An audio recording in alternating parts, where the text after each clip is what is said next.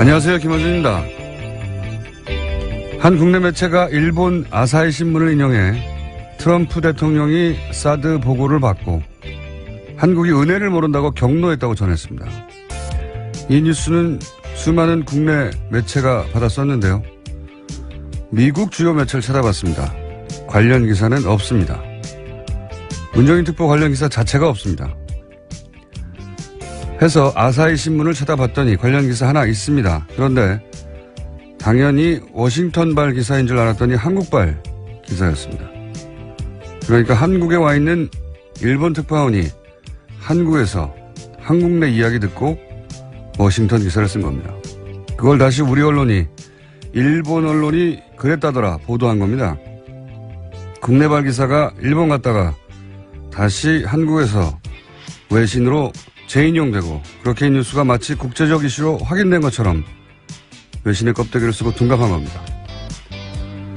이런 기술까지 써가면서 문재인 정부가 한미동맹 다 망치고 있다고, 그래서 큰일 났다고 며칠째 과장하고 호들갑을 떠는 이유가 뭔가요? 이건 누가 시킨 건가요? 이러면 좋은 게 뭡니까? 누가 이득인 거죠? 김어준의 궁금증이었습니다.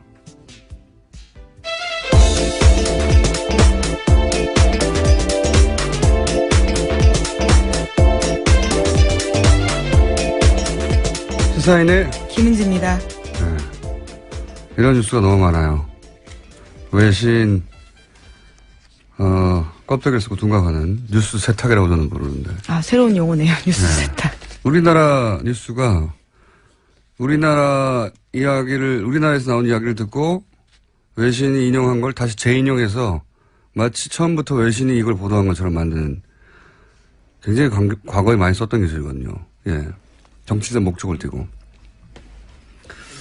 이런 뉴스까지 써야 되는 이유가 뭔지 모르겠어요. 이제 독자 수준이 많이 올라가서 쉽지 않은 상황이죠. 더군다나 요즘 인터넷이 발달해서 네. 금방 찾아보거든요. 사실 정반대의 얘기를 한 사람도 많아요. 사드 관련해서. 윌리엄 페리라고 국방장관이 있습니다. 전. 이 양반은 한국에게 사드는 군사적으로 현실성이 없다. 전 국방장관인데. 네, 페리 프로세스로 유명한 네. 국방장관입니다. 한국인들은 사드가 신뢰도가 높은 방어 수준이라고 착각하지 말라고, 조심해야 한다고, 이건 기술적인 문제가 아니라 정치적인 문제라고, 사드가 북한의 미술을 다 막아줄 거라고 생각하면 안 되고 군사적으로 큰 효용이 없다. 이런 얘기를 국방장관이 했는데 이건 왜 대서특별 안 합니까? 당시 기사가 좀 나오긴 했었습니다. 한두 개 나오고 말았잖아요. 네네. 지금처럼 막 한미동맹을 다 깬다고 얘기 안 하잖아요.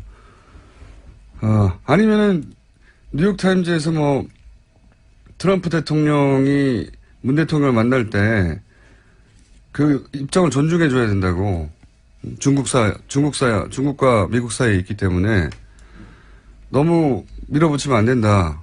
이런 얘기는 왜 대서특별 안 합니까? 최근에 나온 얘기인데 둘 다. 정반대로 왜 한국발 뉴스를 외신까지 쿠시를 먹고 가져와가지고 난리가 났다고. 아, 참네. 왜들 이러는지 모르겠어요. 네. 매우 의심합니다. 여러 가지 의도를. 자, 첫 번째 뉴스는요? 네, 어제 정유라 씨 편지 관련돼서 좀 전해드렸는데요. 오늘 추가 내용 공개됐습니다. 정유라 씨는 편지에서 몰타가 아니라도 모든 나라, 변방에 듣지도 보지도 못한 곳이라도 괜찮으니까 빨리 얻을 수 있는 것으로 해달라면서 지금은 돈이 문제가 아니다라고 적었다고 합니다. 또 그 데드라인도 설정해놨는데요. 적어도 다음 대선, 그러니까 5월 9일까지는 돼야 한다라고 적었다고 합니다. 그게 몰타뿐만이 아니었군요. 네. 네, 시민권 획득해서 도망가려고 했던 게 아니냐라는 정황들이 계속해서 드러나고 있는데요. 이거보다 구체적인 정황이 어딨나요? 네. 뿐만 아니라 이 편지에서 정유라 씨는 빨리 엄마 의견 물어봐서 진행해야 한다라고도 적었습니다. 최순실 씨와 간접 논의한 것으로 보이는 대목입니다. 또 다른 편지에서도요, 최순실 씨 관련된 상황이나 국내 동향들을 물어보면서 편지 받아서 읽으면 라이터로 태워버리니까 보안은 걱정하지 않아도 된다고 적었습니다. 그러니까요. 둘 사이에 비둘기가 있었고, 의견 교환을 해왔다고 봐야 되겠네요. 그리고, 국적을 취득하려고 했던 목적도 분명하네요. 다음 대선 전까지는 돼야 된다고 하는 걸 보면. 피하려고 했던 거죠. 정권이 만약 교체되면 본인이 불려와서 구속되고 뭐 그런 상황을 상정한 것 같은데 구속이 안 되고 있어요. 네, 두 번이나 기각됐습니다. 네. 관련 뉴스가 또 있나요? 네, 편지 내용 계속해서 나오고 있는데요. 검찰이 확보한 정 씨의 편지에는 특검이 민주당과 국민의당 주도로 출범했고 박근혜 전 대통령 탄핵을 목적으로 수사하고 있다라는 내용의 자료를 보내달라고 요청했다고 합니다. 뿐만 아니라 삼성전자 이재용 부회장 관련된 내용도 있는데 지난 3월에 지인한테 편지를 또 보내서 이재용 삼성전자 부회장의 영장 기각과 발부 사유를 보내달라고 요청했습니다. 그러면서 코어 스포츠와 관련돼 있다면 더욱 좋다라는 내용도 있다고 합니다. 민주당과 국민의당 주도로 특검 출범했다 이런 내용도 보내달라 또 있네요. 네, 최순실 씨 쪽에서 계속해서 주장했던 내용이었죠. 공정하지 않다라는 취지의 이야기입니다. 현재 정치적 구도, 자신이 연루된 사건 매우 정확하게 이해하고 있고 그래서 대선 전까지는 다른 나라 국적을 취득해서 본방으로부터 도피하겠다. 이런 의지가 분명하고 그 사이에 이런 소식이 엄마와 사이에 왔다 갔다 했다는 거를 입증하는 편지인데 네. 심지어 보안까지 신경 썼다라는 거죠. 다 태워버렸다라는 식의 이야기도 있고요. 그래요. 또 있습니까? 우리가 몰랐던 이야기가? 네, 또 장쇼쇼 관련된 이야기도 있는데요. 박근혜 전 대통령에 대해서 다들 고생이 심한데 자기 탓 같아서 죄송스럽다면서 지금 자신이 할 수 있는 것은 그저 입을 다무는 것뿐이다라는 내용도 있다고 합니다. 그러니까요. 자기가 뭘 해야 되는지 정확히 알고 있는 거네요. 또 있습니까? 영장 기각과 관련해서? 네, 또 검찰은 정유라 씨 구속영장 재청구 하루 전에 고영태 씨도 불렀다고 합니다. 고영태 씨는 관련해서 진술을 했는데 정유라 씨가 돈 문제 등 전후 사정 다 알고 있다 이렇게 진술했다고 하거든요. 검찰은 정유라 씨가 국정농단의 시작이자 종착점이라면서 구속 필요성 계속해서 주장했지만 법원이 받아들이지 않은 겁니다. 정유라 씨 한 사람의 구속이 중요한 게 아니고 사실은 특검이 시간이 부족해서 제대로 수사하지 못하고 중도에 끝냈잖아요. 예. 삼성전자 이재용 부회장 구속에 올인하느라고. 그러다가 시간이 부족해서 끊어져 버렸고 특검 연장이 안 됐어요. 이 수사를 제대로 하기 위해서라도 꼭 필요한데 보통은 영장을 세 번째 청구하지는 않거든요. 부담스러운 측면이 좀 있죠. 네. 재청구해야 된다고 저는 개인적으로 생각하는데 검찰이 어떻게 판단할지 모르겠네요. 네. 재청구해야 된다고 저는 생각합니다. 네. 왜냐하면 특검이 시간 부족으로 제대로 수사하지 못하고 끝낸 지점, 그 지점부터 다시 수사할 때 정유라 씨를 통해서 알아내야 될 사실이 있다. 저는 그렇게 보는데 자, 법원은 계속 기각시키고 있습니다. 다음 뉴스는요? 문재인 대통령이 미국 언론과 인터뷰했습니다. 북한 문제에 대해서 자신의 의견들을 밝혔는데요. 제재와 압박만으로는 북핵 문제를 풀 수 없다면서 대화의 필요성을 강조했습니다. 그러면서 목표는 북핵 폐기라면서 조건 없는 대화는 결코 아니다라는 점도 분명하게 했는데요. 특히 조건이 되면 평양을 방문해서 김정은과 협상에 나설 수 있다면서 올해 안에 남북회담이 성사되길 기대했습니다. 핵심은 이거죠. 한국이 이 남북 문제의 해결에 미국과 같이 보조를 맞추겠지만 한국이 주도해야 된다는 거거든요. 예, 그렇죠. 적극적이고 주도적 역할을 하겠다라는 거죠. 지난 10년간은 우리가 대북 관계에서 사실은 사라졌어요.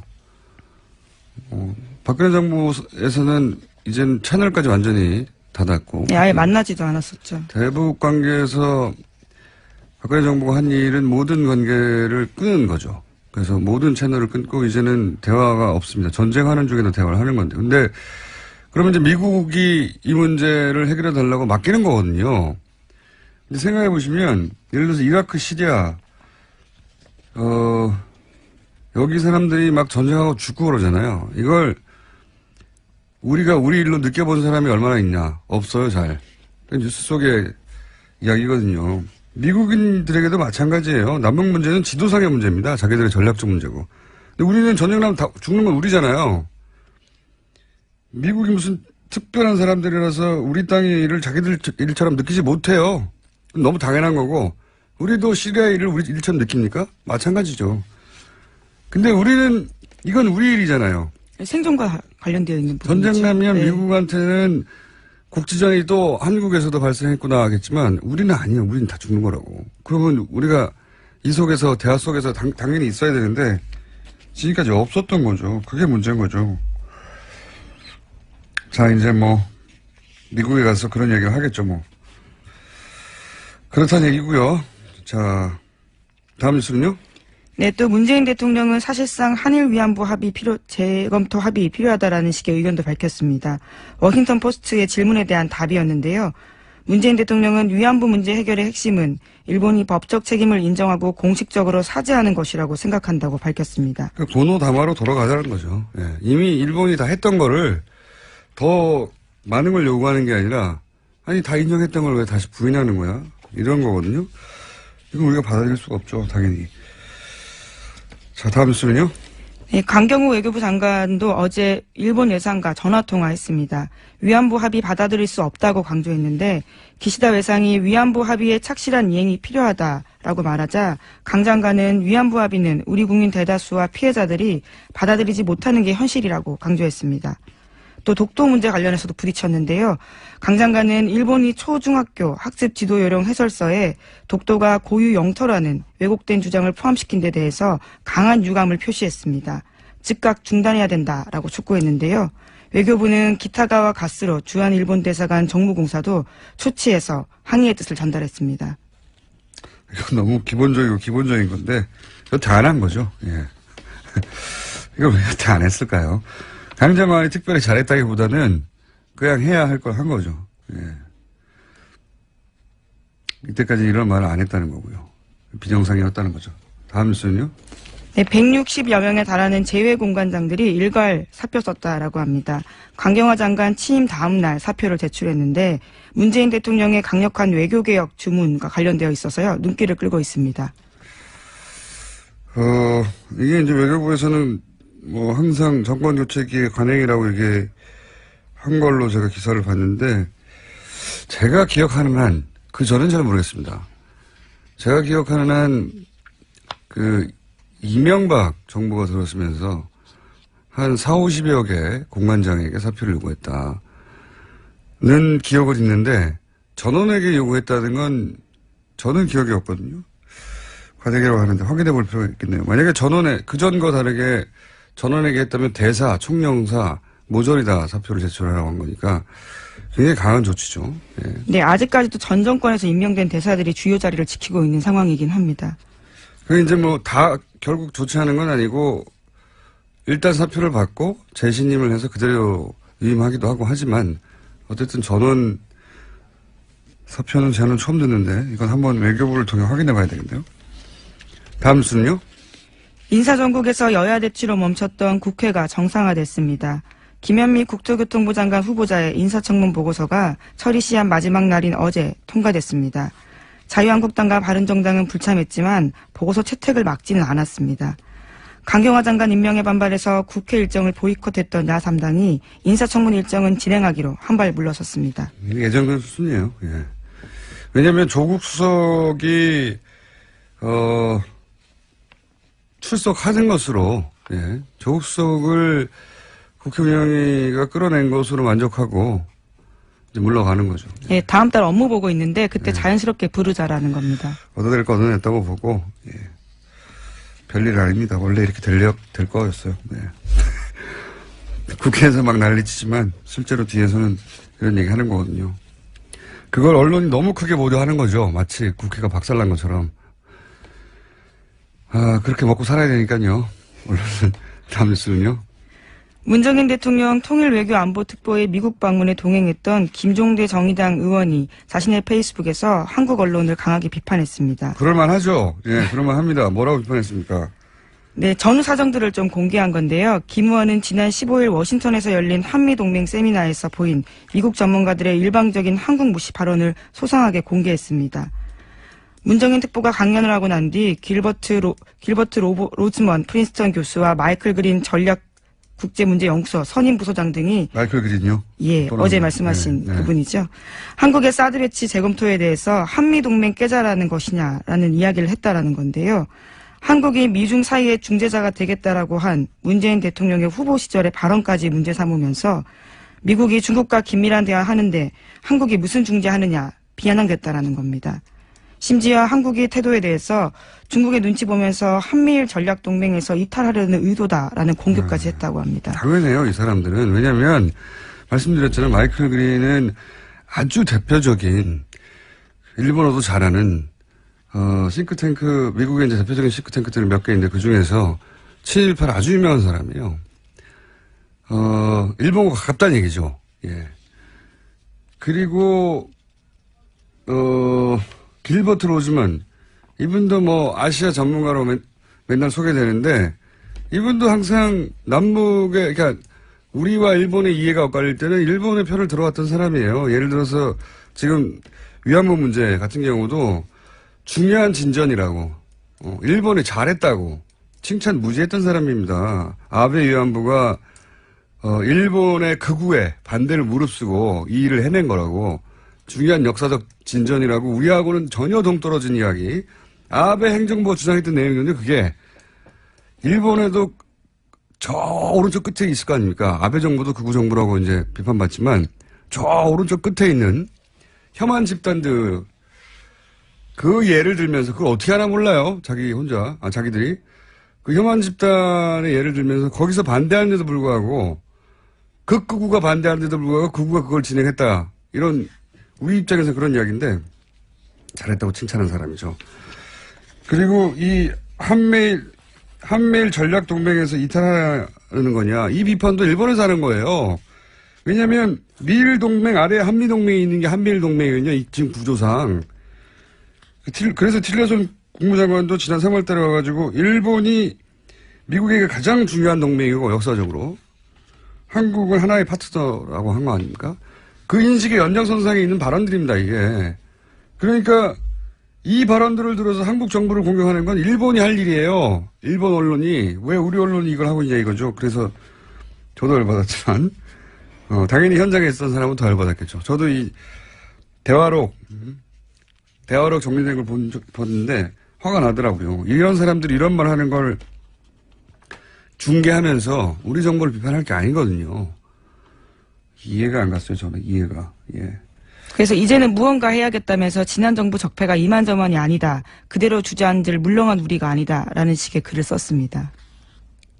물렁한 우리가 아니다. 네. 그건 두고 김종대 의원이 쓴 글인데요. 네.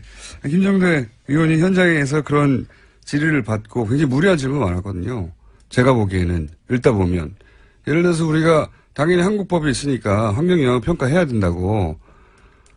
그 괌에서는 23개월을 2년이나 했잖아요. 예. 근데 우리는 4계절 하겠다고 했더니 누굽니까? 마이클 그린. 예. 이 사람이 또 튀어나와가지고 아니 그거 특례법 만들어가지고 우리 법을 무시하는 거죠. 우리 법 체계를 특례로 만들어서 신속하게 통과시켜야 되는 거 아니냐고. 왜요? 우리 땅에서 남의 무기가 들어와서 환경영향평가 하겠다는데 법 절차를 지키겠다는데 당신들 법 절차를 특별하게 만들어서 신속하게 처리해버려야 된다고.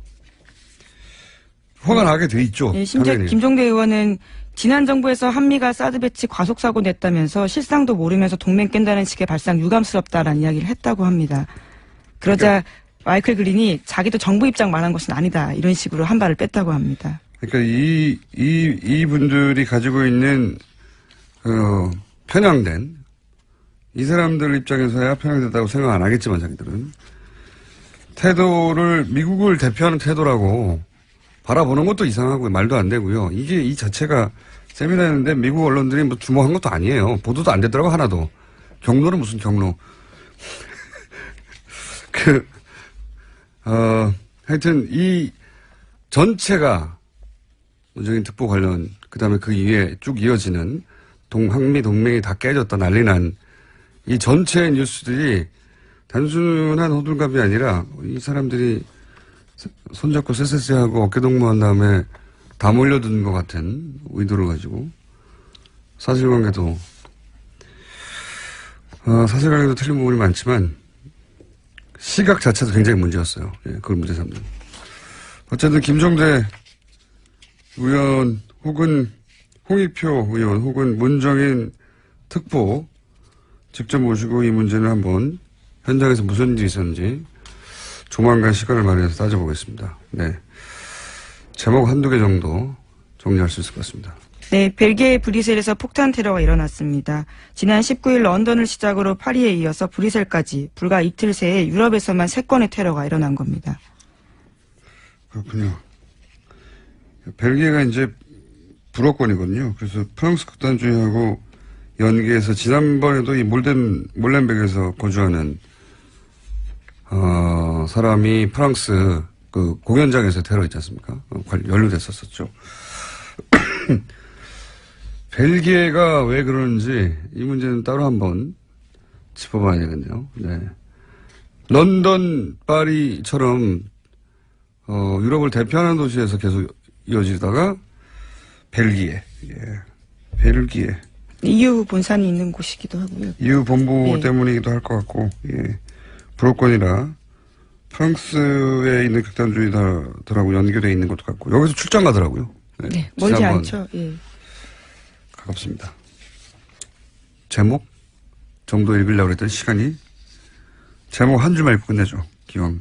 네, 마크롱 대통령이 장관 시절의 특혜와 관련해서 검찰 수사를 받기 시작했다고 합니다. 압수수색 시작됐습니다. 네. 네, 프랑스 마크롱 대통령요. 여기도 이런 일이 벌어졌네요. 네. 네. 여기까지 하겠습니다. 지금까지 시사인의 김은지였습니다. 감사합니다. 자, 내부자 드립니다. 유서 깊은 코너입니다. 온갖 전국을 다 함께 헤쳐나오니 듣고 내부자들 오늘도 더불어민주당 안민석 의원 나오셨습니다. 세상을 바꾸는 불의 명저 끝나지 않은 전쟁의 저자 안민석 의원입니다. 자유한국당의 김성태 의원 나오셨습니다. 예, 김성태입니다. 네. 그 뒤 소개는 없습니까? 안민석 의원처럼? 뭐, 네. 참. 불멸의 철새 김성태입니다. 이런 거 없습니까? 뭐, 저렇게 안민석 의원처럼 저렇게 참 살기도 쉽지 않은 건데 참 대단한. 김성태 의원님은 제가 업어드리고 싶어요. 왜요? 최순실 재산 몰수하려고 특별법 추진하는 여야 초당제 의원모임을 만들었는데요. 예. 자유한국당은 딱 한 분만 참여했는데요. 그분이 바로 제 앞에 앉아 계시는 김자, 성자, 태자, 김성태 의원님입니다. 최순실 존경합니다. 특별법에 동참한 유일한 야당 의원입니까? 아니 자유한국당 유일한 자유한국당 의원. 네네네. 왜 그러셨습니까? 소신의 정치인. 뭐, 신의 정치인. 뭐, 그. 아직은 거기까지는 가기 힘든 것 같습니다. 큰 철새 한번 하셨기 때문에, 예. 참, 김어준 공장장 참, 내가 방송 잘하려고 마음먹고 오는데도, 참, 당신 초치는 거 보면 하여튼, 이 방송 진행자 맞는지 참 어려워요. 있는 그대로 얘기하죠. 예. 뭐, 사실상 안민석 의원 앞에 계십니다만은, 안민석 의원이 추구하는 최순실 이 재산 추적을 통한 이걸 국가 환수하는 부분, 뭐 적극적으로 공감하고 동의합니다. 또 저는 거기에다 더 붙인 게 있어요.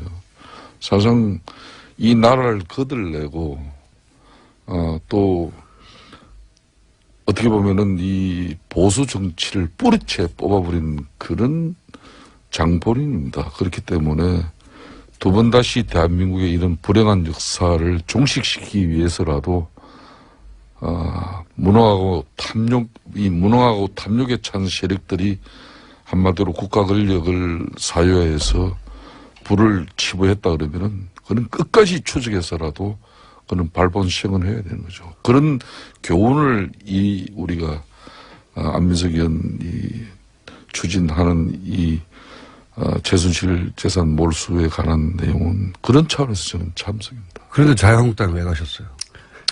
제가 하는 일은 자유한국당 의원님들은 무조건 색안경을 끼고 보는 경향이 없지 않아 있어요. 그렇죠?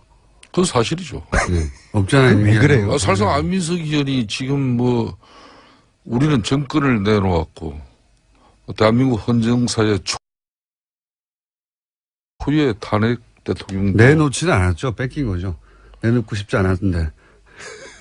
참 언제까지. 저는 이 법이 보수, 진보, 여야 그런 진영의 관점에서 볼 수 있는 법이 아니고요. 대한민국의 이 법은 정의를 바로 세우고 부정부패를 척결하는 법이기 때문에 자유한국당 의원님들이 그런 오해를 하지 말았었으면 좋겠어요. 그렇습니다. 그래서 제가 좀 뭐 말씀을 덧붙인다면은 이게 이제 이참에 지난 대선 공간에서 비록 나온 이야기지만은 분명히 더불어민주당의 핵심 정권의 지금 현재 가장 중심 인물인 그런 인사들이 보수 개멸, 이 보수 개멸론을 들고 나왔단 말이에요.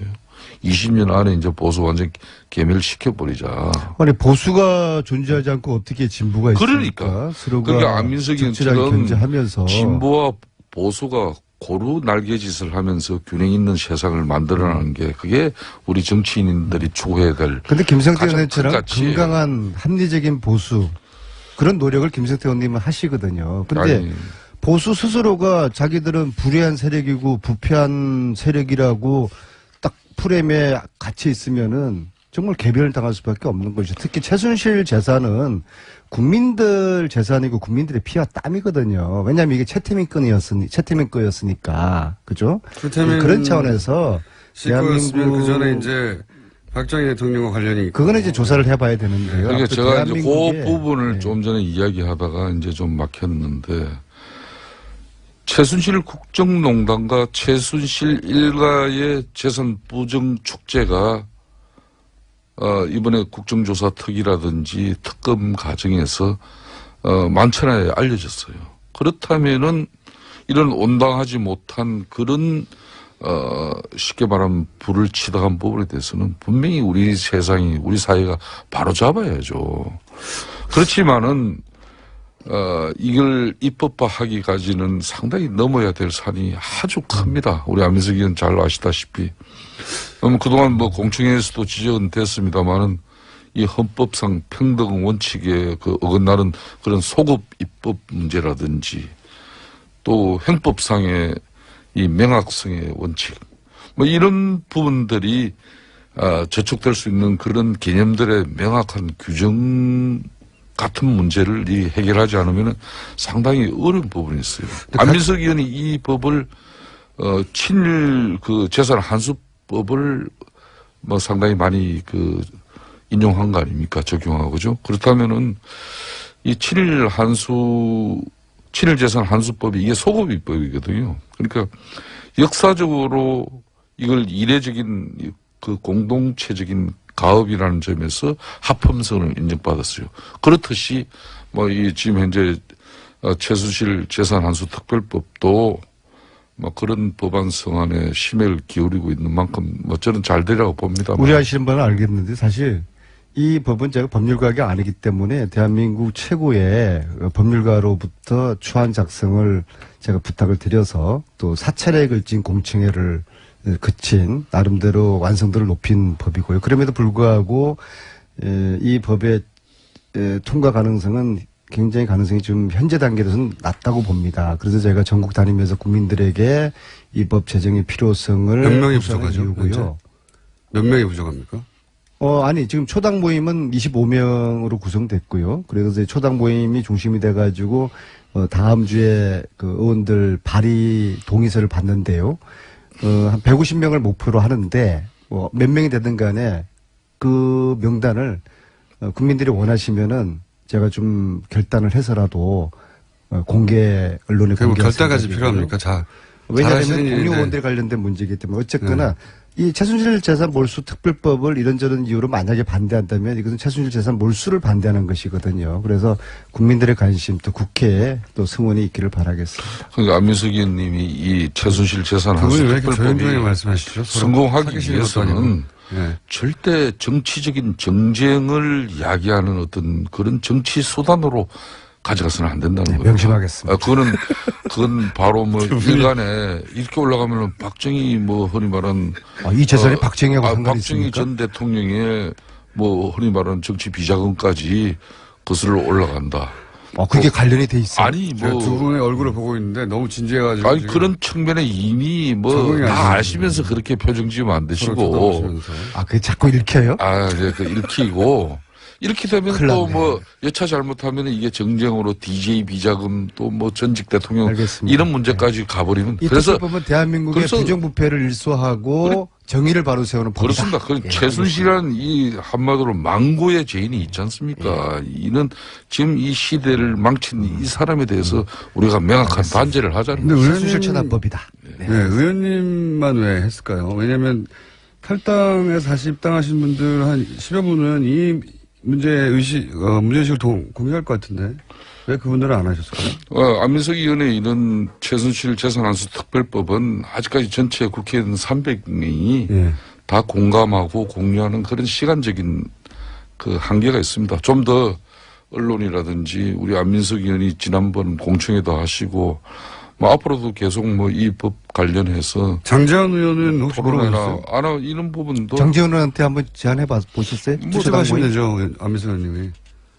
뭐 저희들도 당내 이런 많은 공감을 확산하기 위한 저의 노력도 많이 부족합니다. 그 장재현 의원님 초당 모임에 합류한답니까? 저도 많은 노력을 기울이겠다는 장재현 의원님 말씀해 보셨어요?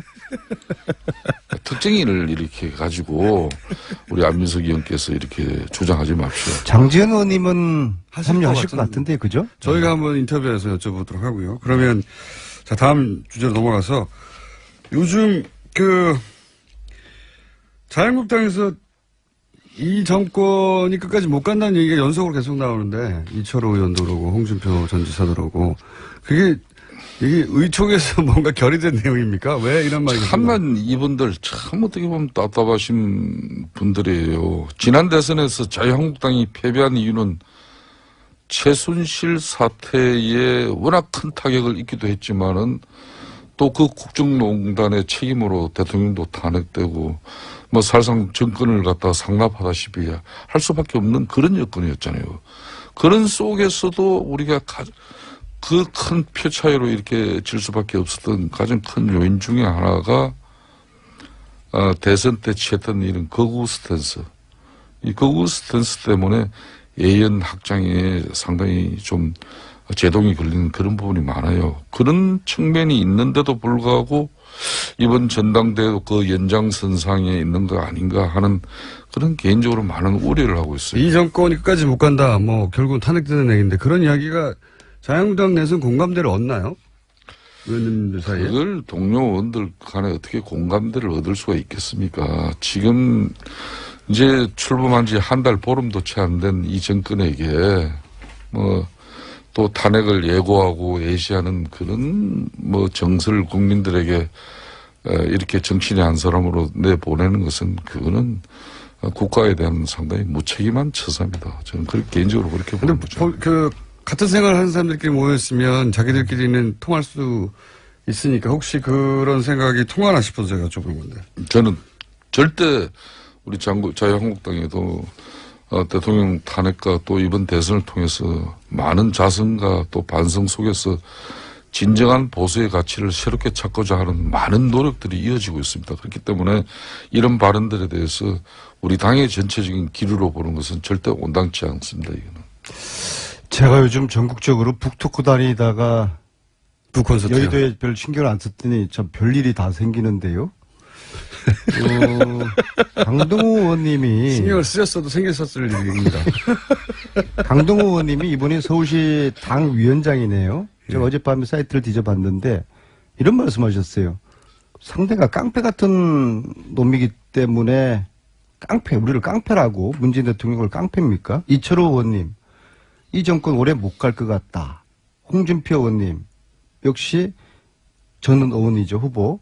이 정권 오래 못 간다.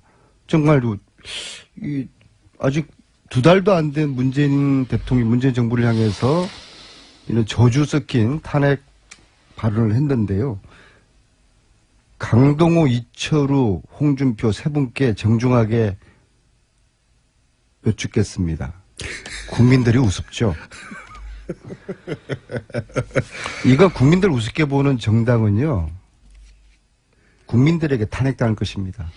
의원님은 여의도에서 직접 여쭤보시면 되잖아요. 제가 지금 전국 단위라고. 저분은 지금 책 좀 팔아야 돼요, 아직. 좀 이런 것 같습니다. 좀 전에 안민석 의원께서 지적한 그 워딩대로 하면은 국민들 상식에도 분명히 납득치 않는 그런 적절치 못한 발언들이에요. 그렇지만은, 대통령이 천명한 그런 공직자 인사 배제 5대 원칙을 그런 인사 원칙을 스스로 저버리고 또 부실한 인사 검증으로 논란을 빚은 그런 청와대에 대해서 우리 당내 인사들이 적절치는 않지만은 그런 입장을 반영한 어떤 그런 소리가 그렇게 된 것 같아요. 그런 측면에서 저는 그렇지만은 출범 이제 한 달 보름밖에 안 된 정권의 대통령에게 국민들이 불안해할 수 있는 그런 요소를 만든다는 것은 적절치 않다고 봅니다. 특히 지금 이제 인사청문회 말씀하셨는데요. 이거 인사청문회 하다가 날밤 지색이 생겼어요. 지금 전체 17명이 인사청문 대상인데요. 아직도 9이 남아 있습니다. 아직도 절반도 못 왔고요. 참 국정농단으로 인해 가지고 국정의 공백이 지금 생긴 거 아닙니까? 이 국정 공백의 책임, 1차적인 책임이 자유한국당에게 있는 거거든요. 그러면 이번에 인사청문회만큼은 이 공백을 줄이기 위해서 좀 통 크게 함께 협력해서 통과를 조직화 시켜서 국정을 안정시키자라는 자세를 가지는 것이 야당, 특히 자유한국당, 바른정당, 이 국민들이 그래도 인정할 수 있는 그런 정치적인 판단과 행위거든요. 그런데도 왜 이렇게 국정 공백을 오래 가도록 인사 정국을 오래 끌까? 제가 지난주 그랬지 않습니까? 이 절박한 야당 내에 그런 상황이 있기 때문에 인사청문회 전국을 올해 어쩌면은 장마철까지 끌고 싶어 할 겁니다. 저는 이제 자유한국당은 제1야당입니다. 과거의 민주당의 그 잘못된 악습이나 폐단, 폐습은 절대 배제해야 된다고 봅니다. 우리 좀 전에 안민석 의원이 저는 얘기하니까 우리 공장장이 듣기도 조금은 생소하고 조금 좀 약간은 좀 똑같이 하고 있잖아요. 똑같이 혹은 조금 더. 아니 지금 국정 공백의 책임이 자유한국당에 있는데 본인들이 이거 빨리 메워줘야죠. 우리도 이런 걸 참 어디서 배웠겠습니까? 어디서? 그냥 그거는 이런 거는 배워서는 안 된다고 보는데. 민주당에서 배워서 한다는 거 아니고. 아니 저희들이 과거에 국정 공백을 초래한 그런 사태가 있었습니까? 제가 초유의 사태예요. 제가 안민석 의원께 제안을 인사청문을 길게 끌고 그런 얘기를 안민석 의원께 제안을 드리겠습니다. 끝나지 않은 전쟁의 북콘서트 좀 중단하고 또 끝나지 않은 전쟁의 영화 준비도 조금 시간을 줄여서라도 청와대 인사검증팀에 파견 지원을 나가셔가지고 그 최순실 이런 국정농단에 대한 그 추적 정신으로 대통령 지금 현재 지금 현재 추천하는 인사들에 대해서 좀 송곳 같은 사전 검증을 좀 해주세요. 아마 안민석 의원이 사전 검증을 통해 가지고 대통령께서 발표하시는 그런 강요라면은 절대 국회 청문회에서 이런 솔깃한 표정으로 지금. 절대 이 문제 안 걸려요. 5대 인사 원칙 중에서 청와대에서 탈탈 틀어도 걸리지 않을 딱 한 사람이 있다고 어떤 기자가 그러더라고요. 누군데요? 제가 굳이 제 입으로 이야기하지 않겠습니다. 의원님 스스로를 말씀하시는 겁니까? 제 입으로 이야기할 수는 없고요. 왜냐하면 저는 최순실이가 저를 검증하지 않았습니까? 15년에 안민석 탈탈 틀어라, 안민석 뒷조사해라. 5개 아니라 50개도 제가 다 빠져나갔거든요. 그런데 어제 아까 북토크 말씀하셨으니까 어제 북토크에서 노성일 부장이 스페셜 게스트로 나와서 어제 안산사 했거든요. 또 재장사 시작을. 유족을 위로하는 의미에서 노래를 하나 불렀어요. 광야에서. 그랬더니 청중에서 야 여기가 노래방이야 하면서 과음을 지르면서 여기저기서 막 동조를 하더라고요. 제 북토크를 방해하는 세력들이 조직적으로 준동하고 있다. 엄벌을 할 것이다. 다른 출판사에서요? 정권 출범 초기에 첫인상은 상당히 중요합니다. 인사검증 잘해야죠.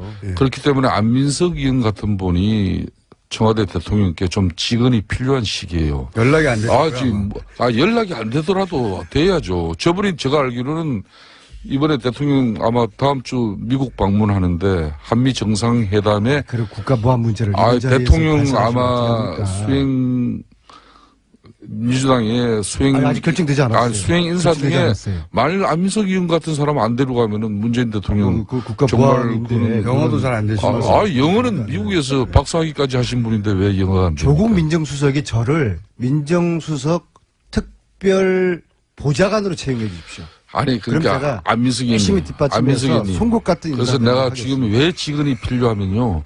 아무 의미 그 없는 얘기. 문정인 특보 같으신 분들 지금 한미 정상회담 앞두고 미국 가서 물론 학술 뭐 자기는 연구단체의 자격으로 갔다고 했지만은 그 적절치 못한 발언으로 얼마나 한미 동맹이 지금 위험해지고 또 대통령이 한미 간의 정상회담에 사전에 이게 얼마나 장애 요인이 되고 있습니까? 이런 분들 본인이 그냥 학자의 입장으로 갔다 오면 특보 그냥 날려버려야 돼요. 정유라가 또 풀려났어요. 갑자기 웬 정유라예요. 왜냐면 문재인 특보 발언에 관해서 공부가 지금 안 돼 있어요. 그리고 장관들 제대로 본인 송영무 지금 현재 국방부 장관 같은 경우도 그분이 해군 참모총장 시절에 그 부적합한 행동들에 대해서 요 근래 계속 언론에서 지금 부적격자의 인상을 지울 수 없는 그런 기사가 나오고 있잖아요. 그러면 안민석 의원께서 이런 분 더 이상 논쟁 끌지 말도록 자진 사퇴하도록 입장을 청와대가 가질 수 있도록 조국 수석에게 전달해 주세요. 사법부는 정유라를 잔챙이로 보는 것 같아요. 정유라는 영린이고 핵심인데 왜 정유라를 이렇게 풀어줘서 국민들 화병을 또 도지게 만들죠? 어떨도사는 어떻게 생각하세요? 글쎄요, 저도 영장 기각에 유감이 많습니다. 예. 이거 완전 정유라 봐주기 아닙니까? 그렇게까지는 모르겠으나 적어도 구속해야 될 여러 가지 필요가 있죠. 아니 예. 대통령을 초등학교 이후에 한 번도 못 봤다고 해놓고서 최근에 대통령하고 또 전화했다는 게 드러나지 않았습니까? 여기 대해서 어떻게 생각하세요? 그러니까 영화 이 타짜에 나오는 어틀도사 공장장에게 물은 거예요. 제가 개인적으로 한국 영화 중에 좀 진짜 재밌어서 두 번 본 영화가 그 타짜라는 영화가 있어요. 두 번씩이나. 예, 예. 그 주인공 조성우 씨가 대사 중에 이런 말을 해요. 어차피 내가 아는 사람들은 다 다치거나 죽었다. 이건 안민석 의원도 이런 뭐 말을 자주 하는 편인데 정작 이 영화배우 조성우 씨한테는 이 영화가 해피엔딩으로 끝납니다. 물론 구속영장 이 기각이 죄가 없다는 것은 아니지만은 이 최순실 국정농단 사태에서 정유라에게는 어떻게 보면 그런 해피엔딩으로 되지 않을까 하는 그런 우려로. 그 의원님도 영장 기각에 대해서 불만이 있으시군요. 그렇죠. 이 부분은 아니 말로 지금까지 애국에서 대한민국으로 강제 송환된 이 중범죄 혐의자 중에서 구속되지 않은 피의자가 역대로 없었다는 것입니다. 이게 좀 이상한 상황이에요. 이번에 정유라를 영장 기각시킨 그 판사가 우병우를 기각시킨 그분이고 또 고영태를 구속시켰던 판사더라고요. 저 뉴스공장에서 다 다룬 이야기입니다. 아, 그럼 네. 자, 그건 아세요? 지금 우병우 재판장이 누군지 아세요? 모릅니다. 지난번에 우리 3월 달, 제 기억 3월 20일 날로 기억되는데요. 3월 16일 날로 기억되는데, 이 자리에서 우리가 이재용 부회장의 주심 판사가 최순실 후견인이었다. 부장판사의 네, 장인이 장인이 최순실의 후견인이었다라고 해서 이게 그분이 공정한 재판이 의심스럽다라고 했더니 하루 만에 그 주심판사 바뀌었지 않습니까? 근데 그분이 지금 우병우 재판을 받고 있어요. 아, 그래요? 아이고 참 미치겠어요. 이게 우연의 일치입니까? 우연히 일치겠죠. 근데 우연의 일치길 바라겠어요. 이게 만약에 의도되거나 기획된 거라 그러면은 대한민국이 슬픈 것이죠. 그러지 않길 바라겠지만, 근데 저는 그러니까, 그분이 지난번에 그런 일이 있었으면은 민사재판부로 갔어야 된다고 봅니다. 내가 형사재판부에 있는 한은 이 사건을 맡을 수밖에 없고 오해를 받을 수 있으니까 민사재판부로 보내달라. 내지는 이 국정농단 관련된 재판은 나를 배제시켜달라. 스스로. 그렇게 했어야 되는 것인데 왜 또다시 이런 오해를 받아서 최순실 국정농단 사건을 하지 않는 게 오해를 받지 않는 길이긴 하죠. 지금은. 그 상식 제가 아는 판사들한테 물어봤어요. 그러면 자기들은 이런 재판 안 맞는다. 민사재판부로 갈 것이다. 스스로 안 맞는다고 할 수 있는데 예, 제도가 여러 있는 걸로 판사님들한테 아는데. 그렇게 이야기를 들었어요. 이 판사님 참 이해할 수 없고요. 정말 이 재판이 공정하기를 바라지만은 공정할 수 있을까? 확인된 거죠. 이재용 부회장 제가 처음에 이제 허위사실 이야기했습니까? 허위사실 얘기한 적이 허위사실 이야기했으면 이 자리에 이들이 네. 있을 것이며 불완전한 사실을 최순실이가 지금 받으십니다. 저를 놔뒀겠습니까? 의혹 제기는 대한민국에서 의혹 제기가 제일 아니라- 많이 하시는 분 중에 하나. 의혹 제기가 아니라 이거는 팩트예요. 그분이 지금 그러니까요. 우병우 재판을 맡고 있는 주심 판사예요. 네. 최순실 후견인이 자기네 후견인이었던 게 밝혀져서 만 하루 만에 그분이 이제 우병우 전 민정수석 주심입니까? 네. 처음 알았습니다. 안민석 의원, 김성태 의원이었습니다. 감사합니다. 네. 감사합니다. 문재인 정부의 첫 한미 정상회담이 이달 말에 열립니다. 문정인 특보 발언으로 한바탕 소란이 일었었죠. 국민의당 박지원 전 대표와 이 문제 얘기 나눠보겠습니다. 안녕하십니까, 대표님. 안녕하세요, 김청수님. 네, 목소리 오늘 힘이 있으시네요. 김청수님 목소리가 더 빵빵합니다. 스튜디오에 한번 나오셔야 되는데 자꾸 나오신다고 하고 조만간 한번 나오셔서 아주 많은 얘기를 나눠보죠. 예. 네, 그렇게 하겠습니다. 감사합니다. 자, 문정인 특보 관련해서 처음에는 이렇게 말씀하셨습니다.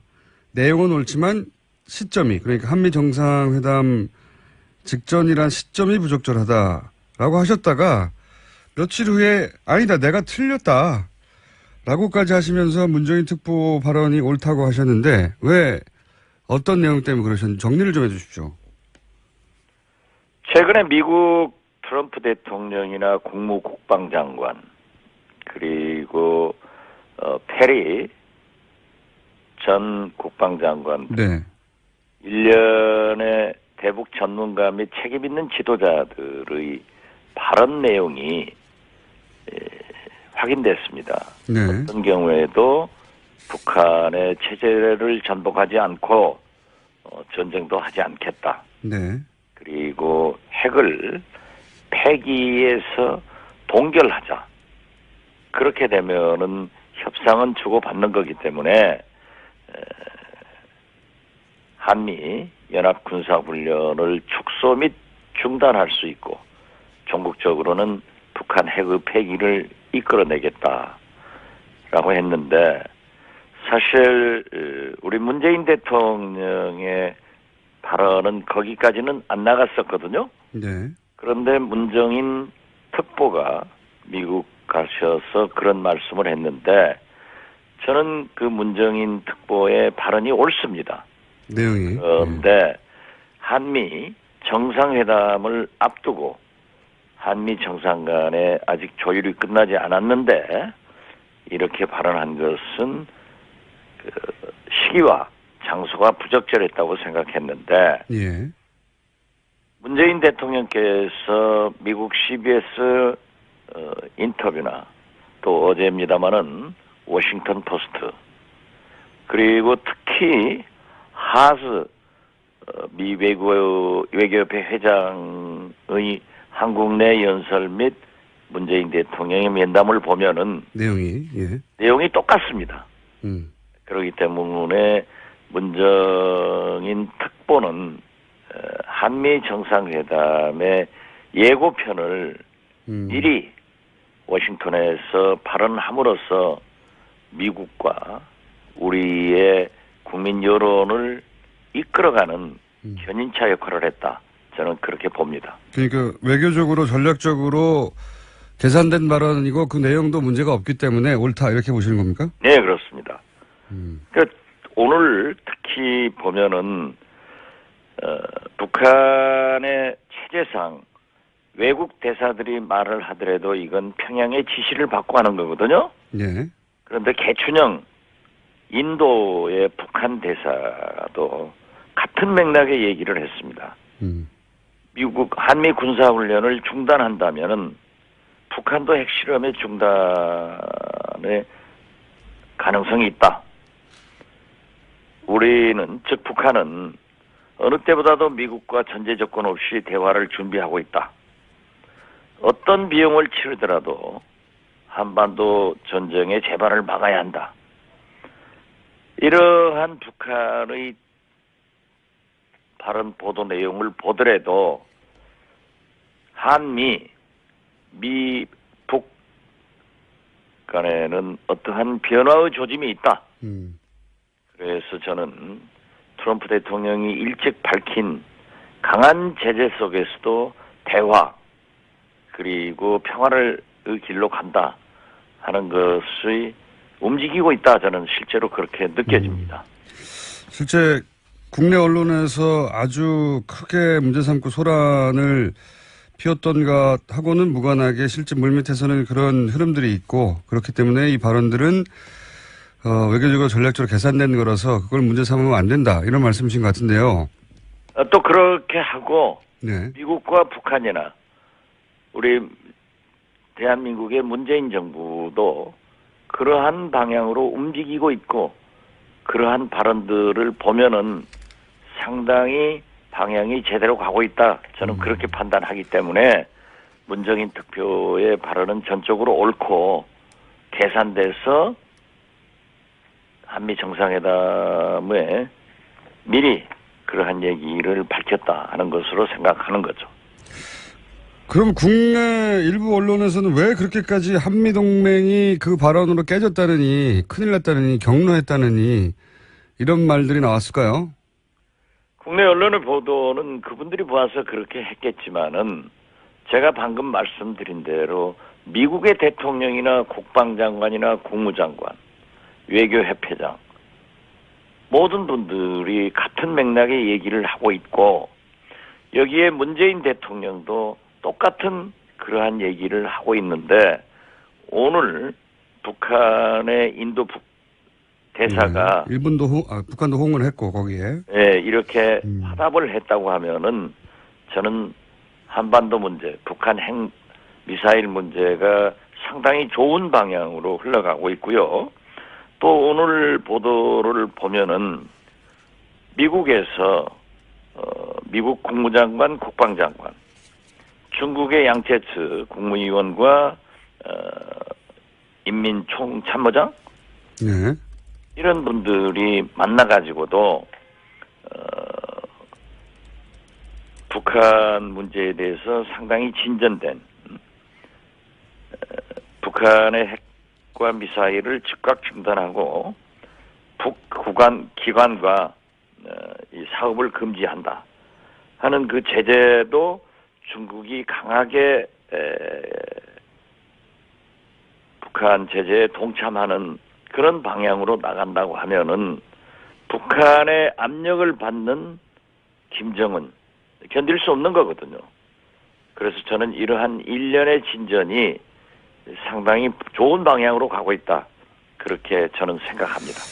그리고 국민의당에서는 그 문정인 특보의 발언을 미국, 북한 모두에게 대접받지 못하는 실익도 없는 아마추어 외교의 극치다라고 이렇게 평했기 때문에 대표님 생각과 지금 국민의당의 당론은 좀 다른 것 같습니다. 이 문제에 대해서 당내에서 토론은 해보지 않았습니다.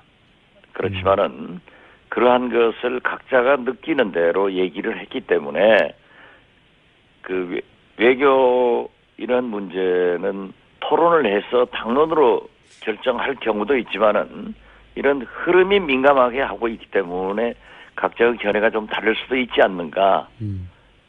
정부 내에서도 또 각 언론에서도 조금씩 다르지 않습니까? 그런데 제 개인적 견해로는 이렇게 보고 있고 이러한 흐름이 이제 언론 보도를 보더라도 옳다. 저는 그렇게 생각을 합니다.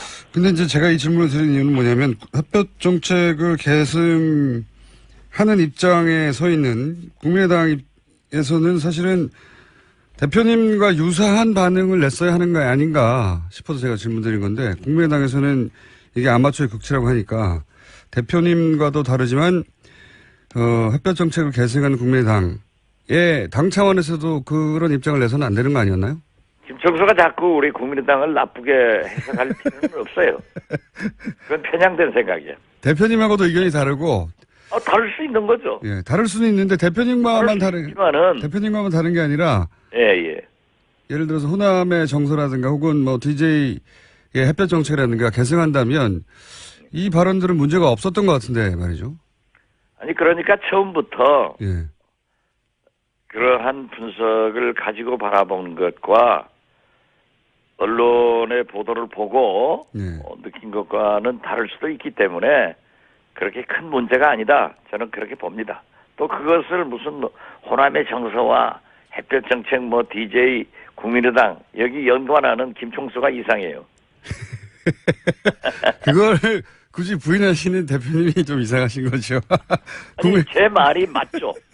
알겠습니다. 제가 말씀한 게 틀리면 그걸 지적하세요. 예, 대표님 말씀은 저도 동의하는데 대표님과 김총수가 동의하면 됐어요. 이건 어떻습니까? 제가 이 질문을 드린 이유 중에 또 하나가 지금 국민의당이 이제 호남에 베이스를 두고 있는 건 뭐 자명한 사실이고 그런데 이제 지금 말씀드렸다시피 국민의당의 최근의 발언이나 입장 등이 호남의 지지율을 얻기에 이게 부족한 게 아닌가. 거꾸로 호남에서는 문재인 정부가 지지율이 상당히 높은 편인데 이 지지 기반과 역행하는 거 아닌가 이런 생각을 드는 발언이나 최근에 액션이 많은데 어떻게 보십니까? 왜 그럴까요? 역행한다고는 볼 수 없을 겁니다.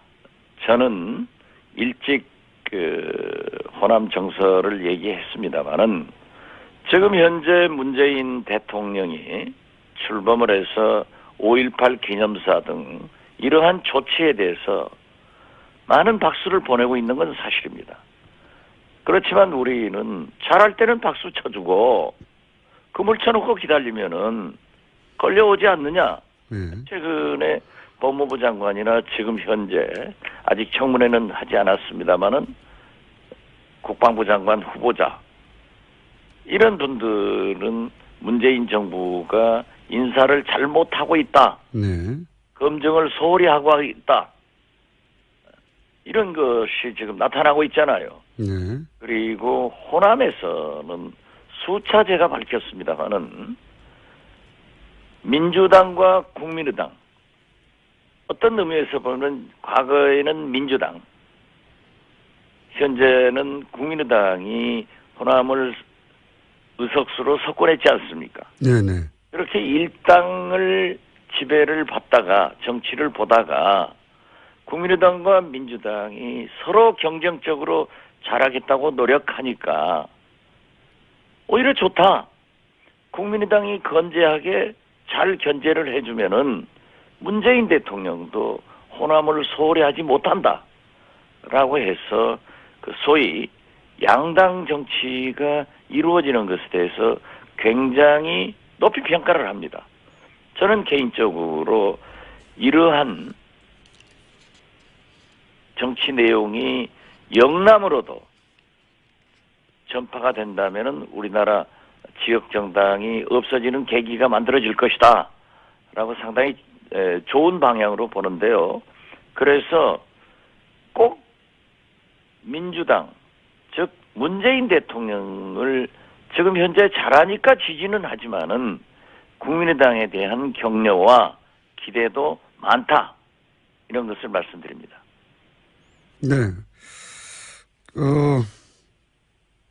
잘못할 때까지 박수 쳐줄 수는 없죠, 당연히. 예. 그렇죠. 네. 그런데 잘할 때 박수 칠 거예요. 예, 잘할 때 박수도 없었던 것 같은데요, 국민의당에서는. 전 대표님 정도를 제외하고는. 제가 박수 치니까 네. 왜 문모닝 하다가 이제 문생큐냐? 그거 했잖아요. 아니 대표님을 제외하고는 잘못해도 박수 칠 거예요. 잘못할 때까지 박수 칠 수는 없는 일인데 제 말은 당연히 그렇죠. 초반에 잘할 때도 국민의당으로부터의 박수는 없었던 것 같아서 제가 그리고 지금 저도 박수 얼마나 많이 쳤어요. 예, 대표님을 제외하고요. 예. 아니요, 우리 당에서도 잘한 건 다 잘한다고 했어요. 알겠습니다. 전반적인 분위기가 여하간 국민의당이 뭐랄까요? 문재인 정부가 잘할 때 박수치고 잘못할 때 혼내고 뭐 이런 역할이면 당연히 이해가는데 지금까지는 잘할 때 박수 쳐주는 모습은 안 보인 것 같아서 그게 저도 예. 우리 당에서 잘할 때 박수를 많이 치니까 당내에서도 우리 원외 지역위원장들은 혹시 박지원이 민주당으로 가느냐? 뭘 한 자리 얻으려고 그러느냐? 또 검찰에 걸렸느냐? 예. 이런 오해를 공개적으로 비공개적으로 많이 받았어요. 검찰에 걸렸느냐? 예. 예, 저는 하도 많이 잡혀다니니까. 네. 그랬는데 예. 지금은 다 이해를 하잖아요. 그거 보십시오. 옳았다. 당내에서도 대표님이 박수 치는 거에 대해서 뭐라고 하지 않습니까? 아니 글쎄 그러한 오해를 예. 우리 당내에서 아주 심하게 하더라니까요. 네. 그렇지만은 그건 아니죠. 잘하면 잘한다고 박수치고 그물 쳐놓고 기다리다 못하는 것은 잡고 네. 대안 내고 저는 추경만 하더라도 무조건 반대하지 말자. 가령 지금 청년 일자리나 노인 복지나 공무원의 증원도 경찰이나 소방 이러한 것은 필요한 것은 하는데 여기에 가뭄 대책이나 우리가 필요한 것도 또 공무원을 지나치게 증원하는 것도 공공 일자리만 가지고 청년 실업 문제를 해결하는 것도 잘못하는 것은 대안을 내고 논의를 해야지 무조건 반대하면 안 된다라고 했는데 우리 당도 그렇게 정리를 해가고 지금 우리 김동철 원내대표의 주도적 역할로 국회도 정상화되는 거 보면은 역시 국민의당은 희망이 있는 당이다. 저는 그렇게 생각합니다. 국민의당 소속 의원들 중에도 보면 분명 대표님과 비슷한 생각 하시는 분들이 있는 것 같은데 근데 당론으로 나올 때는 항상 강성으로 나오니까 이게 당 지도부하고 당내 의원들 혹은 당 지도부와 지금 박지원 대표님하고 생각이 좀 다른 건가요? 그렇지 않습니다. 않습니까? 네. 다 일치할 수는 없는 거죠. 물론 그렇긴 한데. 국민의당은 처음부터 캐스팅 보터가 아니고 리딩 파티, 선도 정당으로서 역할을 하기 때문에 좀 더 개혁적 혁신의 자세를 보이기 위해서 당론으로 결정해가지고 일사불란하게 한꺼번에 움직이는 것보다는 국회의원 개개인의 의견을 존중해주자. 그러니까 가급적 당론 결정을 하지 않기로 합의가 됐어요. 그렇기 때문에 누구나 자유스럽게 얘기를 해가지고 거기에서 소통과 토론을 통해서 결정하는 것이 민주정당이죠. 네. 이건 어떻습니까? 홍준표 전 지사가 아마도 내년 지방선거까지는 결국은 양당제로 되돌아갈 것이다.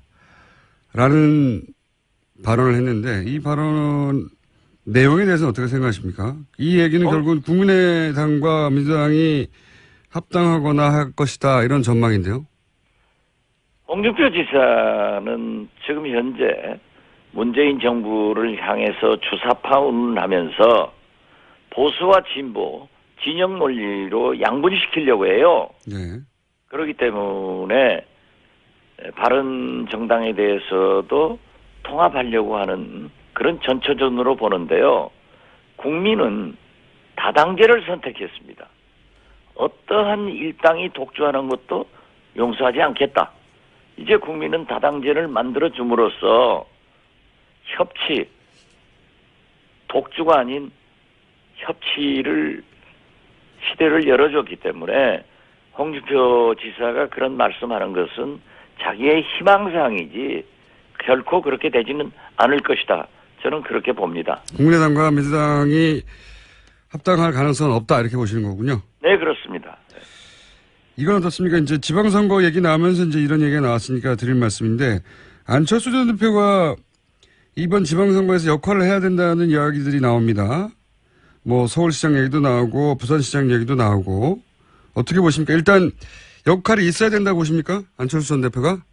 안철수 대표는 제가 최근에는 만난 적이 없습니다만은 저하고 얘기했을 때는 자기는 지방선거에 자기가 도와줄 필요성이 있다고 하면은 우리 국민의당 후보자들을 위해서 적극적인 지원 활동을 하겠다.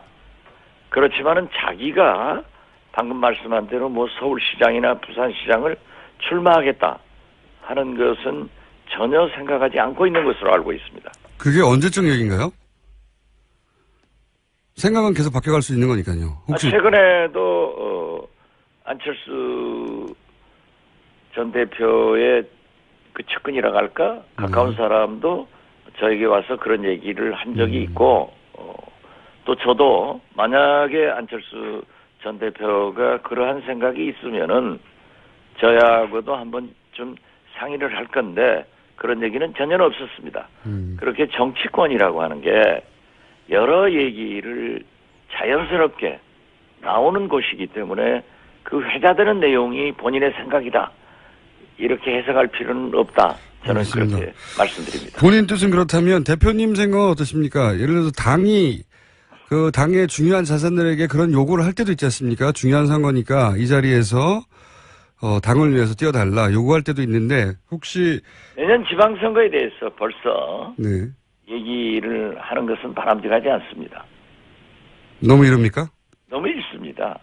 근데 그리고 이미 하반기 되면은 가장 중요한 정치 일정 중에 하나가 이제 하반기 아니지 않습니까? 네, 그럼 다음 달에 여쭤보겠습니다. 다음 달에 여쭤보더라도 지금은 그러한 상황이 아니다 하는 것만은 분명히 말씀. 대표님은요? 대표님 혹시 저도 지방선 마찬가지입니다. 저는 뭐 지방선거에 대해서 생각해 본 적은 없습니다. 많은 하지만 그것을 예. 지금 논에서 우리가 이해 득실을 따지더라도 득이 없다. 지금은 국회에 전념을 하고 당은 당대로 혁신의 길로 가야 된다. 이렇게 생각합니다. 대표님이 지방선거에 뭐 도지사나 시장에 출마하시는 걸 완전히 배제하고 있다. 절대 안 한다. 이렇게 우리가 생각할 필요는 없죠. 그럴 수도 있는 거 아닙니까? 그죠? 상황. 그런 생각은 전혀 안 하고 있습니다. 지금은 전혀 안 하십니까? 예. 지금만 안 하시고 나중에는 할 수도 있는 거죠? 그걸 제가 어떻게 답변할 수 있어요? 그러면 지금 김어준 총수는 다음 대선에 출마합니까? 저는 안 하고 있으면 저는 절대 안 하는데 대표님은 정치인이시니까요. 아니 지금 우문현답을 한 거예요. 지금은 그런 얘기가 아니고 예. 그럴 때도 아니고 또 저 개인적으로도 그런 생각도 하지 않고 예. 또 그러한 생각을 해본 적도 없다. 이게 현답 아니에요. 평범한 질문에 평범한 답변 같습니다. 그냥. 그래요? 오늘은 여기까지 듣겠는데요. 대표님 저희가 여러 번 얘기했지만 예. 스튜디오에 한번 오셔야지 저희가 길게 재밌는 이야기를 많이 나눌 수 있을 것 같습니다. 그렇게 해서 저 코너에 몰려고 그러는 거 아니에요? 아닙니다. 재밌는 얘기를 많이 하려고 그러는 겁니다. 감사합니다. 나갈게요. 예. 알겠습니다. 곧 다시 모시겠습니다. 감사합니다. 감사합니다. 예. 지금까지 국민의당 박지원 전 대표였습니다. 네이스 누가 멀리서 듣나 저희가 문자 받고 있는데 카톡으로도 참여하실 수 있고 앱으로도 참여하실 수 있는데 그 해외에서 참여하시는 분들이 항상 여기는 어딘데 서울교통을 듣고 있어요 이러는 문자들을 많이 하는데 오늘은 거꾸로 제가 뉴욕 교통 정보를 전해드립니다. 현재 뉴욕 롱아일랜드 힉스 방면 화물차로 인해 출근길 혼잡하다고 합니다. 평소보다 조금 서둘러야 할 것 같다고. 네. 이런 거 전해주십시오. 제가 불친절한 A씨를 전해드릴게요. 예. 뉴욕 교통정보였습니다. 여기 맨체스터인데요, 영국에. 예. 서울 교통정보 소리에 번쩍 남편이 깼어요. 한국인 줄 알고. 예. 집사람이 김어준을 좋아하기 시작했다. 큰일 났네요. 네. 이제, 집사람, 아내분이 저를 더 좋아하시게 될 겁니다. 자, 어제 퇴근길에 반대편 차선에서 파란 차를 운전하고 있는 공장장을 봤어요. 그런데 같은 버스를 탄 느낌이었어요. 이게 바로 400배 멀지만 400배 얼굴이 큰 효과가 아닌가. 제가 찝차기 때문에 차고가 높아서 예, 그렇게 보였을 겁니다. 버스에서 가깝게 느껴졌을 겁니다. 네. 제가 그렇다고 얼굴이 400배는 크지 않지 않습니까? 자, 해외에 듣고 계신 분 중에 내가 더 멀리서 듣는다. 문자 남겨주세요. 예. 그동안은 부에노스아이레스나 칠레 정도 가장 멀었던 것 같은데, 예. 더 먼 곳도 있을 수 있죠, 충분히. 예. 뉴욕도 멀어요, 사실. 굉장히. 예. 이름이 친근해서 그렇지. 자, 계속 받고 있습니다. 그 중에 한 분 저희가 선정해서 인터뷰 하려고 합니다. 가장 멀리서 듣는 분. 자, 뉴욕은 차가 막힌다니까. 뉴욕 방문은 다음 기회로. 여기까지 하겠습니다.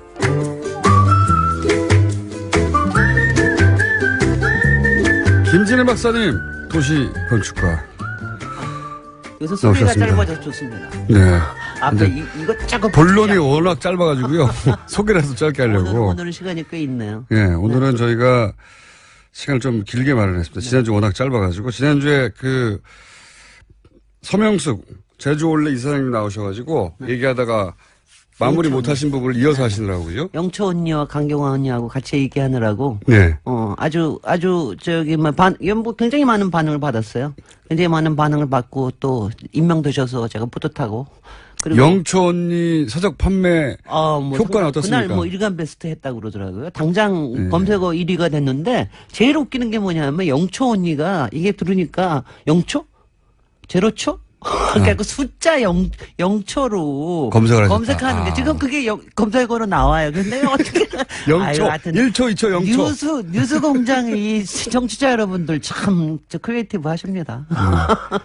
그 0초가 아니라 한글로 0입니다. 한글 0초. 사람 이름이거든요. 예. 그래서 일위 했대요? 뿌듯하고요. 근데 저는 죄송하고요.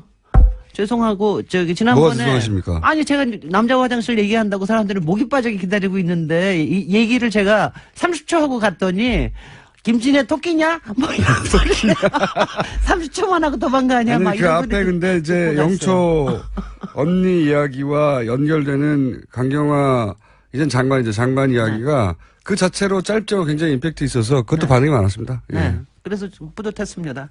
네. 그래서 오늘은 본격적으로 남자 화장실. 그리고 덕분에 이렇게 예고가 긴 덕분에 제가 또 매니저를 엄청나게 받아서 이거 좀 고쳐주세요. 남자 화장실. 이게 문제예요. 이게 뭐 문제예요. 남자 화장실. 근데 남자 화장실은 일단 이것부터 질문하죠. 남자 화장실 특질이 뭡니까? 남자 화장실 특질. 여자 화장실하고 다른 특질이 소변기가 뭡니까? 따로 있죠. 그렇죠. 모든 것은 소변기에서 시작되었다. 여기서부터 출발하면 됩니다. 모든 것은 소변기에서. 모든 문제는 남자 화장실의 문제뿐만이 아니라 남성의 문화, 남성의 심리, 모든 게 소변기에서 시작되었다. 이렇게 생각하시면 됩니다. 그렇게 동의하세요? 어쨌든 그 여자 화장실에는 소변기가 없고 네. 그래서 상대적으로 훨씬 더 깨끗하기도 하고요. 네.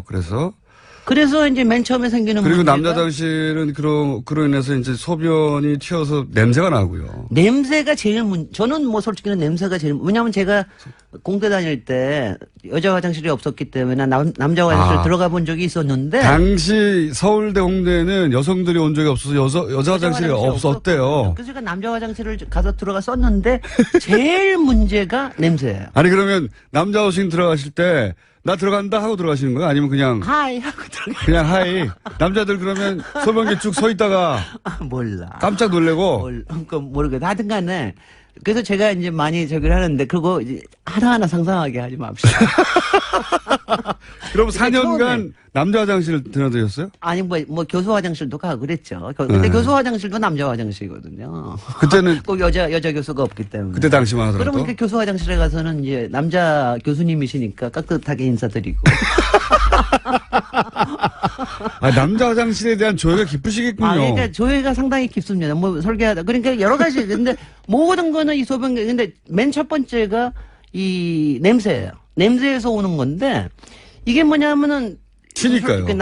뭐냐면은 이게 이거 아니에요. 근본적으로 남자들이 들어가는 거는 조준 발사 아니에요. 조준 이거 발사. 예. 아니 이것도 제가 한 말이 아니라 면실에서 온 말입니다. 네. 모든 것은 조준과 발사에서 비롯되었다. 뭐 이렇게 얘기를 하시더라고요. 근데 심지어 조준을 하지 않는 경우도 있습니다. 그럼 강도도 여러 가지가 다르잖아요. 그러니까 미사일급도 있고 핵폭탄급도 있고 뭐 여러 가지가 다르니까. 강도는 사람마다도 차이 있지만 개인도 그날의 컨디션에 따라 다를 수도 있습니다. 그럼요. 예. 그리고 어느 때냐에 따라 다르고 예. 굉장히 다르기 때문에. 또 양. 그래서, 이 담겨 있는 그동안 얼만큼 참았냐. 그렇죠. 뭐 이거에 따라서도 다르고. 그러니까 예. 처음에 폭발적이냐 아니면은 천천히 뒤로 가느냐. 당시의 뭐. 담수량에 따라서 네네, 그럼요. 예, 강도가 굉장히 달라질 그러니까 수 이게 있고요. 압력에 따라 달라지는 거기 당연한 때문에. 것이고. 그래서 솔직히는 우리 설계하는 쪽에서도 변기 설계하는 사람들도 이 냄새와 불결한 걸 없애기 위해서 별짓을 다 했어요. 아니 저는 항상 이런 생각을 했어요. 네네. 왜 소변기 벽이 네. 이 소변의 이 충격을 흡수할 수 있게 네. 어, 충분하게? 그러니까 이게 예를 들어서 받으면 바로 흡수해버리는 아니, 튀지 흡수는 않고 못하더라도 예. 그래서 여러 가지 했던 게 일단은 조준을 잘하기 위해서 뭐 했던 파리 게 굉장히 그려놓고 많아요. 뭐, 예. 그 안에다가 파리도 그려놓고 예. 또 집중하라고 그 위에다 여자도 그려놓고 뭐 이상한 거 막 해가지고 그리고 그 변기 모양도 뭐 하여튼 집중하게 뭐 네. 하는 것도 있고요. 그 다음에는 뭐 스펀지로 흡수하게 할 수는 없으니까 거기다 물을 아예 다 흐르게 합니다. 벽 자체에 완전히 물이 흐르게 가요. 그런 건 있죠 네. 이미. 그렇게 예. 해가지고 하는 경우도 있고. 근데 그 알루미늄을 쭉 해서 물을 계속 흐르게 하는. 계속 흐르게 예. 해요. 그러니까 저 유럽에서 굉장히 많이 쓰는데 근데 예. 그렇게 해도 여전히 해결이 잘 안 돼요. 그래서 제가 생각한 방식이 몇 가지 있어요. 저도 그런 생각했거든요. 네. 왜냐하면 제가 그런 생각했던 게 이제 화장실을 청소하는 경우 네. 특히 이제 남자 화장실이 그 소변기 옆에 네. 소변이 튀기 때문에 청소하시는 아주머니들이 거기 와서 자주 청소하시는데 네. 소변을 누고 있는데 막 대걸레가 들어올 때가 있어요. 무슨요? 그럼 막 소변 보다가 다리를 막 들어야 되고 남자들만 아는 고충이 있어요. 그게 강아지가 되는 거죠. 굉장히 강아지. 침해당한 그런 강아지 포즈로 하는 거죠. 그럴 때마다 그게 한 차례 지나가고 나면 네. 그게 이제 그 소변을 갑자기 멈출 수도 없기 때문에 아니, 근데 다리를 들게 되거든요. 그럴 때 느끼는 게 뭡니까? 뒤로 돌 수도 없고. 모욕감입니까? 뭡니까? 아니 이제 그게 이제 익숙해지다 보니까 네. 모욕감까지는 안 가더라도 이제는 방어 능력도 생기셨다. 뭐랄까요. 아 이거 처참하다. 네. 좋습니다. 그래서 생각한 게 제가 야 네. 소변기를 그럼 깊숙이 파면 될 거 아니야. 네. 벽 안쪽으로 네. 그거 하나 하고 네. 아니 이렇게 그 물이 닿으면 바로 물을 흡수해버리는 그런 것도 있잖아요. 종류가. 뭐 물질에 요새 따라서. 뭐 있긴 있죠. 네. 요새 저기 뭐 그런 걸 할 수는 있는데. 없을까? 뭐 이런 네. 생각을 한 적이 있습니다. 근데 그거는 그거는 다 얘기를 하는데 그다음에 여기서 이제 조금 하기 전에 깊숙이 파는 건 그다음에 그다음에는 이제 소변기 때문에 설계하는 사람이 이렇게 여자들이 힘든 게 뭐냐면은요. 저처럼 들어가지는 않더라도 뒷모습을 우리는 그대들의 뒷모습을 여러 번 목격하게 됩니다. 그렇겠죠. 이거 왜 지나가면서 화장실 지나칠 때. 지나치면서 그러니까 이게 어느 정도로 문제냐 하면은 네. 하다못해 청와대 남자 화장실도 그렇게 돼 있어서 아 그러면 남자 그렇게 돼 있어서 화장실에 그 대변기하고 소변기 위치를 바꾸자? 아니 그래서 어떤 네. 분이 어떤 미국 대통령의 뒷모습을 보셨다고 그럽니다. 거기 네. 가셨다가 그럴 정도로 왜냐하면 여러분들 뭐 쭉 지나가다 보면 남자들 뒷모습을 보게 되는 경우가 굉장히 많습니다. 그러다가 많으시죠? 그렇게 저게 하는 게. 남자들한테는 그 이상한 장면은 아니죠. 글쎄요. 네. 아니 그래서 그게 여자들한테 어떻게 보일지 네. 잘 모릅니다. 아니 그러니까 뭐 우리는 예의 바르니까 우리는 못 본 척 해주죠. 못 본 적 해주지만 봤을 때는 무슨 기분인가요? 눈은 마주치는 경우가 이제 어쩌다가 정말 눈이 마주치는 경우라면 그거는 굉장히 새로운 희한한 경험일 겁니다. 아니 소변을 그래서. 보다가 왜 고개만 뒤로 돌려요? 그런 아니 경우는 잘 그래서 없죠. 네. 제가 그때는 얘기하고자 하는 유일하게 거는 아주머니가 대걸리를 아니 공격형 왜냐하면 때예요. 저는 이거는 저거 하고 싶어요. 왜 청소부를 여자로 쓰느냐. 네. 그리고 왜 저거는 뭐 남자 화장실은 남자 청소부가 청소하도록 할 수 있어야지. 이거는 굉장히 저는 문제라고 생각이 되고요. 제 믿고 결론은 지냅니다. 자 우리 남자 김호준은 결론이 깊게 파든가 스펀지처럼 그래서 조준과 발사와 이런 거에 걱정하지 말고 할 수 있게 해달라 이거잖아요. 네. 근데 저는 제 결론은 모든 문제가 비롯된 소변기 자체를 없애면 어떨까요? 아, 그래서 남자들을 다 앉아서 보게. 소변기 없애면 안 됩니까? 소변기를 없애면요. 네. 자, 일어날 일을 말씀드릴게요. 그러면 다 남자들이 앉아서 볼 것 같죠? 아니요. 네. 서서 봐가지고 양변기에 뚜껑이 다 오줌으로 튈 겁니다. 네네. 네. 아니 근데 그것도 더군다나 아니, 공중 화장실에서. 그게 결혼하고 나서 처음에 동거를 하거나 결혼하고 났을 때 싸우는 부부들이 싸우는 거예요. 많이들 네. 싸우는 건데. 그 뚜껑 위로 올리지 네네. 않고. 올리지 않고 하느냐, 네, 뭐 이거 그다음에 왜 앉아서 하지 않느냐. 이것도 사실 외국에서는 무브먼트가 있어요. Please 남자도. 앉아서 하십시오. 예. Please pee 뭐 이러면서 앉아서 해달라. 근데 남자 소변기 자체를 없애는 것 자체가 예. 저는 그게 어려운 일이냐. 왜냐하면 제가 이거는 몇십 년 전부터 계속해서 주장해온 거거든요. 그러니까 소변기 자체가 없어져. 물론 이제 공간의 문제도 생기고 똑같은 이제 여성들하고 그 차이나 이런 거 생기지만 남자 소변기가 없는 데가 어디에 있습니까? 없죠. 아이 무슨 소리야. 당장 지금 여자랑 안 살아요. 집에. 그 집에 남자 소변기 없잖아요. 예, 예. 그죠? 또 없는 데가 어디 있습니까? 비행기 아니요. 비행기 안에. 그거는 남녀 공용이기 때문에 없는 거죠. 예. 그 다음에 또 없는 데가 어디 있습니까? 모르겠는데요. 그러니까 고급 하는데 안 가보죠. 고급한 호텔이나 고급한 카페 가면 소변기 없습니다. 소변기가 없이 고급 그냥. 호텔에 왜 소변기가 없어요? 아니, 남자 소변기가 따로 있지 않고 그냥, 저것처럼 해요. 그냥, 남자, 여자 별로 가리지 않고 쓸 수 있도록 그렇게 만들어놔요. 그게 더 고급하다는 얘기죠. 그래서, 아니, 지금 보세요. 지금 집이나. 아니, 소변기가 있는 이유가 있어요. 뭐냐면은, 여자 화장실은 이제, 소변기 없이 방으로만 채워져 있지 않습니까? 네. 남자 화장실은 항상 방의 숫자가 적어요. 네. 왜냐하면 소변만 보는 사람들은 짧게 소변 보기 때문에 훨씬 더 빨리빨리 회전하거든요. 회전 속도가 빠르죠. 네네. 그러니까 공간의 효율성이 높다고 하는 건데. 네. 근데 저는요. 네. 그거는 남자도 앉아서 굉장히 말하자면 작은 거고 이거는 뭐 굉장히 깊은 문화적인 게 있습니다. 몇천 년, 몇만 년 동안 네. 우리는 생리적인 구조가 그렇고 서서 하는 게 편하다. 네. 흙에다 쌓아야 나는 좋다. 뭐 이런 식의 있는데 근데 저는 그게 그러니까 이 시대에 그러니까 저는 아직도 이 여러 가지 남성 문화들, 마초 문화들 뭐 이런 그건 것들이 마초 문화하고는 상관없는 것 같습니다. 아니야. 저는 있다고 생각해요. 그리고 실제로 불결해요. 저는 왜냐하면 불결한 건 동의하는데. 아니 제가 불결한 거는 튀는 것 때문에 불결한 뿐만이 아니라 저 남자들이 과연 손을 씻고 나왔을까? 아니 그러니까 특히 청소년들. 아니 어른들은 손 씻고 나왔다고 쳐. 아니 저는 그냥 하루에도 몇 번씩 자기의 도구를 몇 번씩 손으로 직접 만져야 된다는 그 자체가 아니 그 자체가 말하자면 굉장히 야만적 아니에요?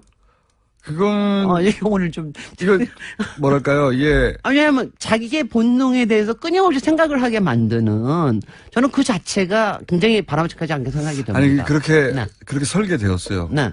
누가 수컷이. 소변기를 함으로 해서 아니, 아니야 근데 그리고 소변기가 없었을 때라고 해서 공간의 문화라고 하는 거는 기존의 본능을 계속해서 강화하거나 사회적인 이런 스티그마를 강화하는 게 있는데 바로 남성 소변기가 남자 소변기가 그 역할을 한다. 거꾸로 저는 그런 강화한 역할도 있지만 남성이 애초에 수컷이라는 동물이 애초에 그렇게 서서 소변 봐왔기 때문에 거기에 맞춰 그런 소변기가 나온 거죠. 원래 앉아서 보던 남성을 소변기 때문에 서서 보게 만든 게 아니거든요. 그런데요. 예. 만약 이게 지금 왜냐하면 우리 집에 제가 기억이 되는데 우리 집에는 친정 집에는 남자 소변기가 있었어요. 우리 아버지가 도저히 나는 여기서는 못한다. 물이 튀어가지고. 그래서 그게 한 30년이 있다가 그게 없어진 지가 한 10년밖에 안 됐습니다.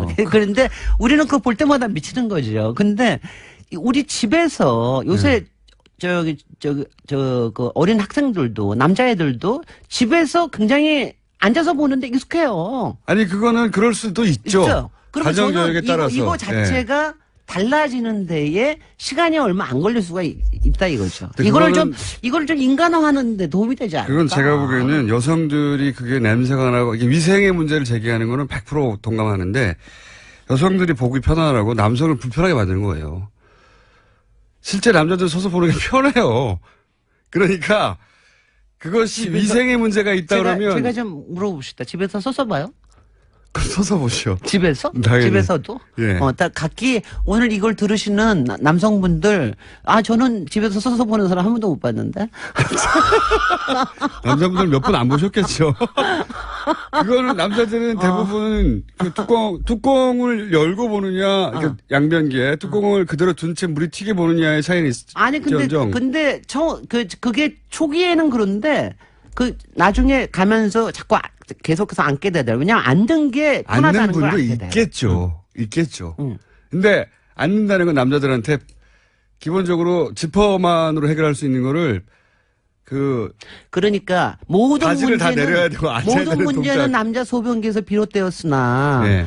그거를 해결하기 위해서 남자 소변기 자체를 없애는 거는 남자의 본능 수컷의 본능을 억제할 수 있고 그다음에 억제한다면 부자연스럽게 만들고 부자연스럽게 만들기 때문에 반대한다. 반대한다기보다는 이게 만약에 사람의 관점에서 보자면 근데 그거 저는요. 대단하다고 소변기 좀 개발해달라 안 튀게 좀 깊이 파달라. 아니 그거는 뭐 굉장히 여러 가지가 있어서 네. 굉장히 그렇게 많이 해줬으면 있습니다. 좋겠어요, 그러니까 저는. 지금 우리나라에도 이상한 화장실들이 많은데 네. 가령 성균관대 국제 무슨 거기에 남자 화장실은 그 여자 사진을 붙여놨어요. 근데 그것 때문에 몇 달 전에 뭐 난리를 하더라고. 이게 모욕적이다. 왜 여자가 나를 들여다보냐.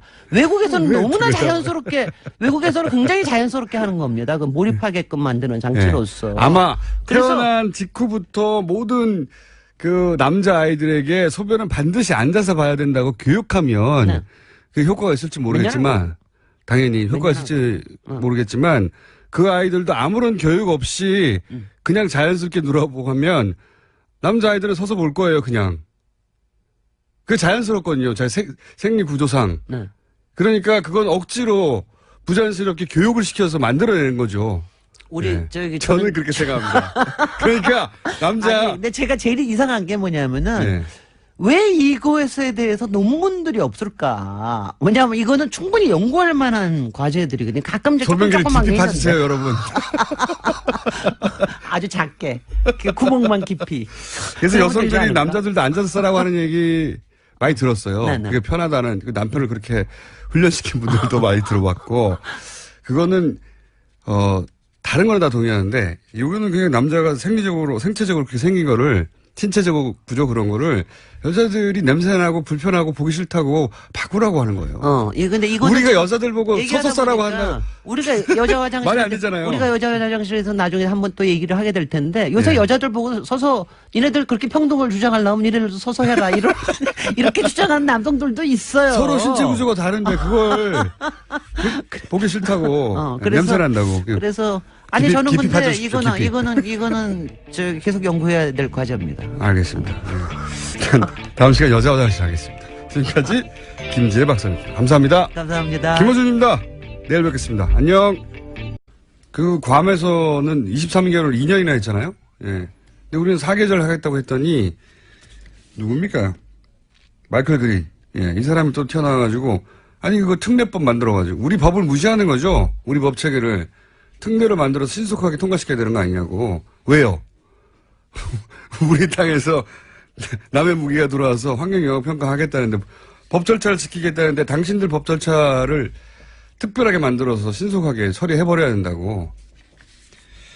화가 나게 돼 있죠. 예, 심지어 당연히. 김종대 의원은 지난 정부에서 한미가 사드 배치 과속사고 냈다면서 실상도 모르면서 동맹 깬다는 식의 발상 유감스럽다라는 이야기를 했다고 합니다. 그러자 마이클 그린이 자기도 정부 입장 말한 것은 아니다 이런 식으로 한 발을 뺐다고 합니다. 그러니까 이 분들이 가지고 있는 편향된 이 사람들 입장에서야 편향됐다고 생각 안 하겠지만 자기들은 태도를 미국을 대표하는 태도라고 바라보는 것도 이상하고 말도 안 되고요. 이게 이 자체가 세미나였는데 미국 언론들이 뭐 주목한 것도 아니에요. 보도도 안 되더라고 하나도. 경로는 무슨 경로. 하여튼 이 전체가 문재인 특보 관련 그다음에 그 이후에 쭉 이어지는 한미 동맹이 다 깨졌다 난리 난 이 전체 뉴스들이 단순한 호들갑이 아니라 이 사람들이 손잡고 쎄쎄쎄하고 어깨동무한 다음에 다 몰려든 것 같은 의도를 가지고 사실관계도 사실관계도 틀린 부분이 많지만 시각 자체도 굉장히 문제였어요. 예, 그걸 문제 삼는.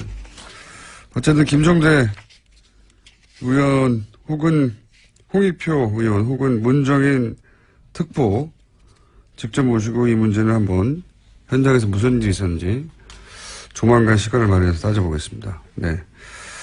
제목 한두 개 정도 정리할 수 있을 것 같습니다. 네, 벨기에 브뤼셀에서 폭탄 테러가 일어났습니다. 지난 19일 런던을 시작으로 파리에 이어서 브뤼셀까지 불과 이틀 새에 유럽에서만 3건의 테러가 일어난 겁니다. 그렇군요.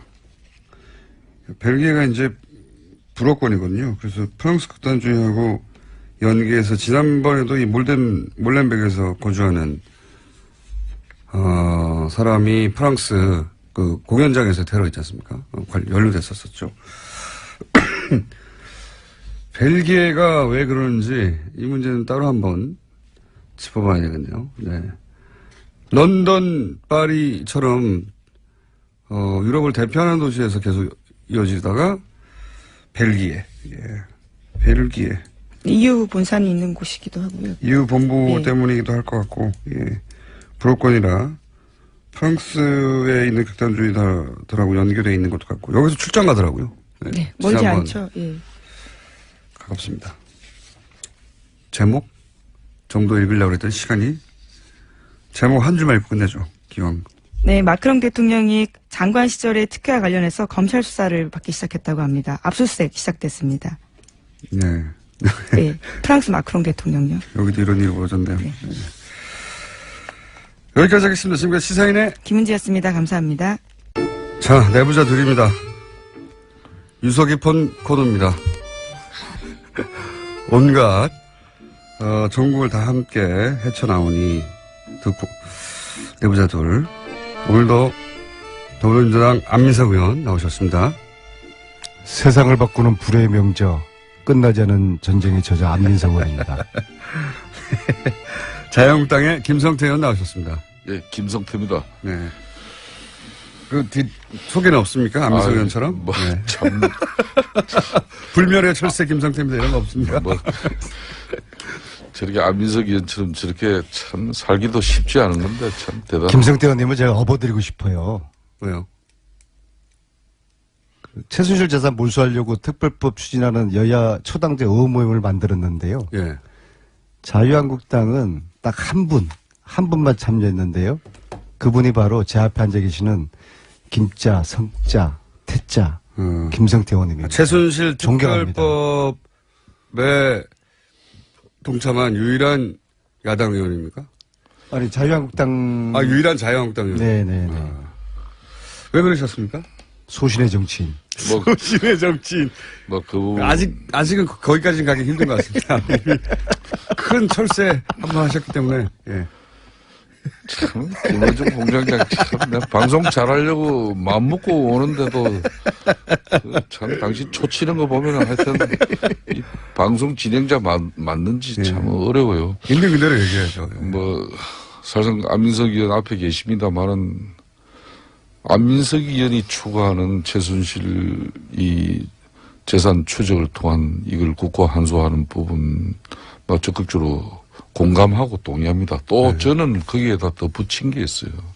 사실상 이 나라를 거들내고, 또 어떻게 보면은 이 보수 정치를 뿌리채 뽑아버린 그런 장본인입니다. 그렇기 때문에 두 번 다시 대한민국의 이런 불행한 역사를 종식시키기 위해서라도 무능하고 탐욕에 찬 세력들이 한마디로 국가 권력을 사유해서 문재인 대통령의 강력한 외교개혁 주문과 관련되어 있어서요. 눈길을 끌고 있습니다.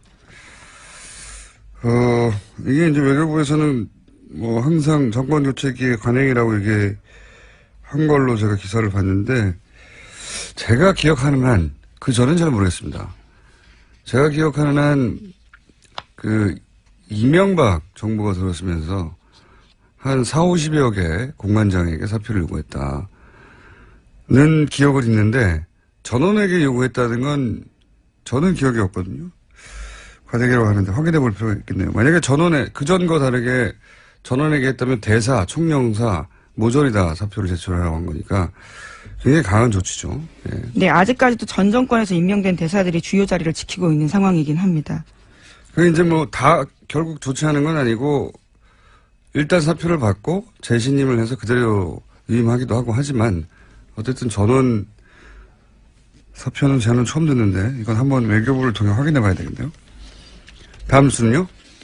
인사정국에서 여야 대치로 멈췄던 국회가 정상화됐습니다. 김현미 국토교통부 장관 후보자의 인사청문 보고서가 처리 시한 마지막 날인 어제 통과됐습니다. 자유한국당과 바른정당은 불참했지만 보고서 채택을 막지는 않았습니다. 강경화 장관 임명에 반발해서 국회 일정을 보이콧했던 야3당이 인사청문 일정은 진행하기로 한 발 물러섰습니다. 예정된 수순이에요. 예. 왜냐하면 조국 수석이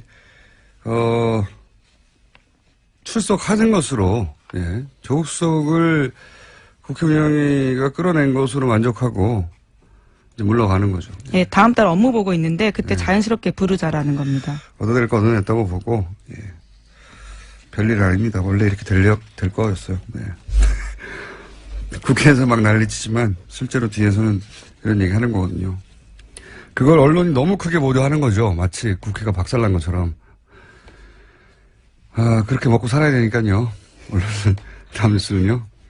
문정인 대통령 통일외교안보특보의 미국 방문에 동행했던 김종대 정의당 의원이 자신의 페이스북에서 한국 언론을 강하게 비판했습니다. 그럴만하죠. 예, 그럴만합니다. 뭐라고 비판했습니까?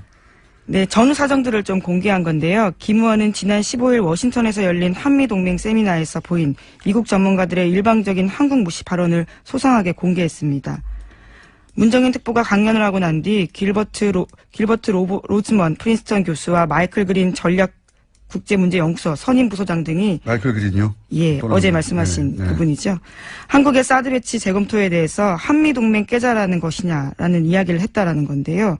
한국이 미중 사이의 중재자가 되겠다라고 한 문재인 대통령의 후보 시절의 발언까지 문제 삼으면서 미국이 중국과 긴밀한 대화하는데 한국이 무슨 중재하느냐 비난하겠다라는 겁니다. 심지어 한국의 태도에 대해서 중국의 눈치 보면서 한미일 전략동맹에서 이탈하려는 의도다라는 공격까지 했다고 합니다. 당연해요, 이 사람들은. 왜냐하면 말씀드렸잖아요. 마이클 그린은 아주 대표적인 일본어도 잘하는 싱크탱크, 미국의 이제 대표적인 싱크탱크들이 몇 개 있는데 그 중에서 718 아주 유명한 사람이에요. 일본과 가깝다는 얘기죠. 예.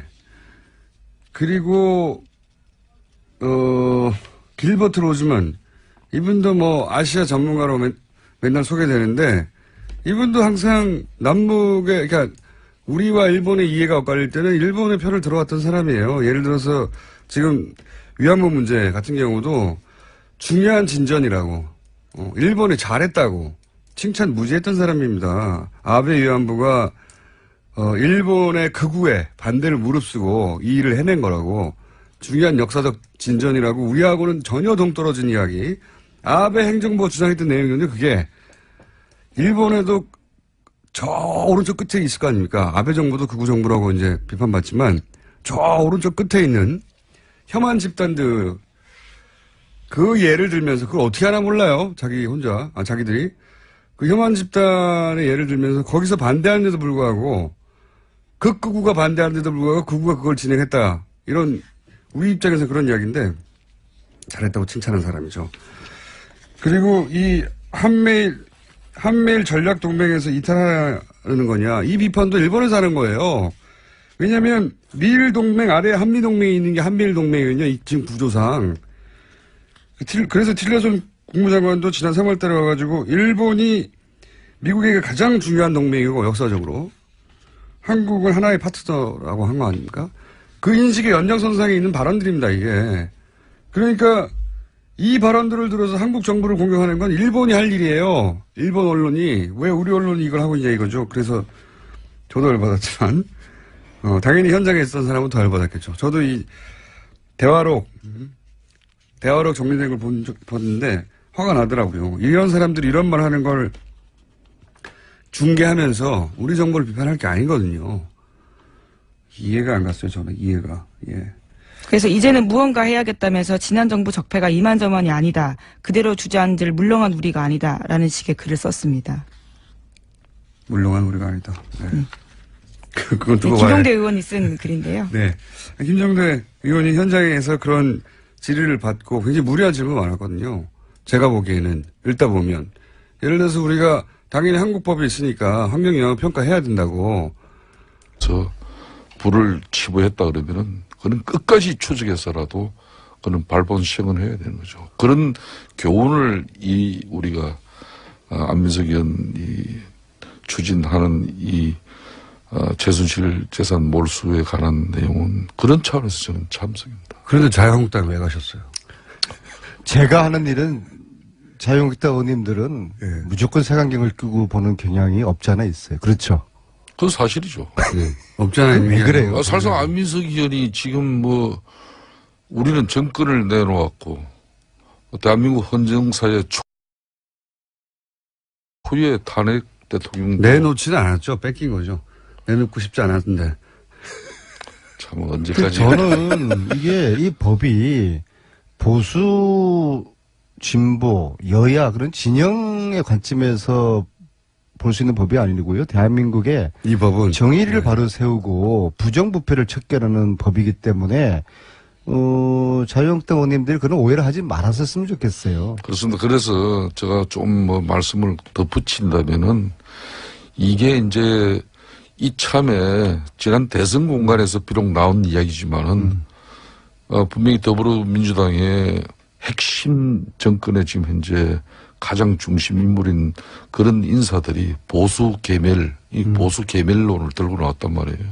20년 안에 이제 보수 완전 계멸시켜버리자. 아니 보수가 존재하지 않고 어떻게 진보가 있습니까? 그러니까. 서로가 그러니까 안민석 적절하게 의원처럼 견제하면서 진보와 보수가 고루 날개짓을 하면서 균형 있는 세상을 만들어내는 게 그게 우리 정치인들이 추구해야 될. 근데 김성태 가장 의원처럼 큰 가치예요. 건강한 합리적인 보수 그런 노력을 김성태 의원님은 하시거든요. 근데 아니, 보수 스스로가 자기들은 불의한 세력이고 부패한 세력이라고 딱 프레임에 갇혀 있으면은 정말 개별을 당할 수밖에 없는 것이죠. 특히 최순실 재산은 국민들 재산이고 국민들의 피와 땀이거든요. 왜냐하면 이게 채태민 거였으니까. 그죠?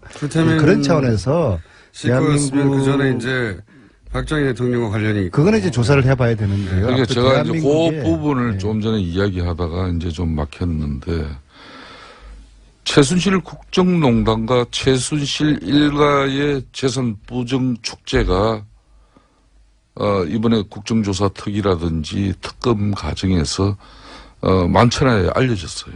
그렇다면은 이런 온당하지 못한 그런 쉽게 말하면 불을 치닫은 부분에 대해서는 분명히 우리 세상이 우리 사회가 바로 잡아야죠. 그렇지만은 이걸 입법화하기까지는 상당히 넘어야 될 산이 아주 큽니다. 우리 안민석 의원 잘 아시다시피. 그동안 공청회에서도 지적은 됐습니다만은 이 헌법상 평등 원칙에 어긋나는 그런 소급 입법 문제라든지 또 행법상의 이 명확성의 원칙 이런 부분들이 저촉될 수 있는 그런 개념들의 명확한 규정 같은 문제를 해결하지 않으면 상당히 어려운 부분이 있어요. 안민석 의원이 이 법을 친일 재산 환수법을 상당히 많이 인용한 거 아닙니까? 적용하고죠. 그렇다면은 이 친일 재산 환수법이 이게 소급 입법이거든요. 그러니까 역사적으로 이걸 이례적인 공동체적인 가업이라는 점에서 합헌성을 인정받았어요.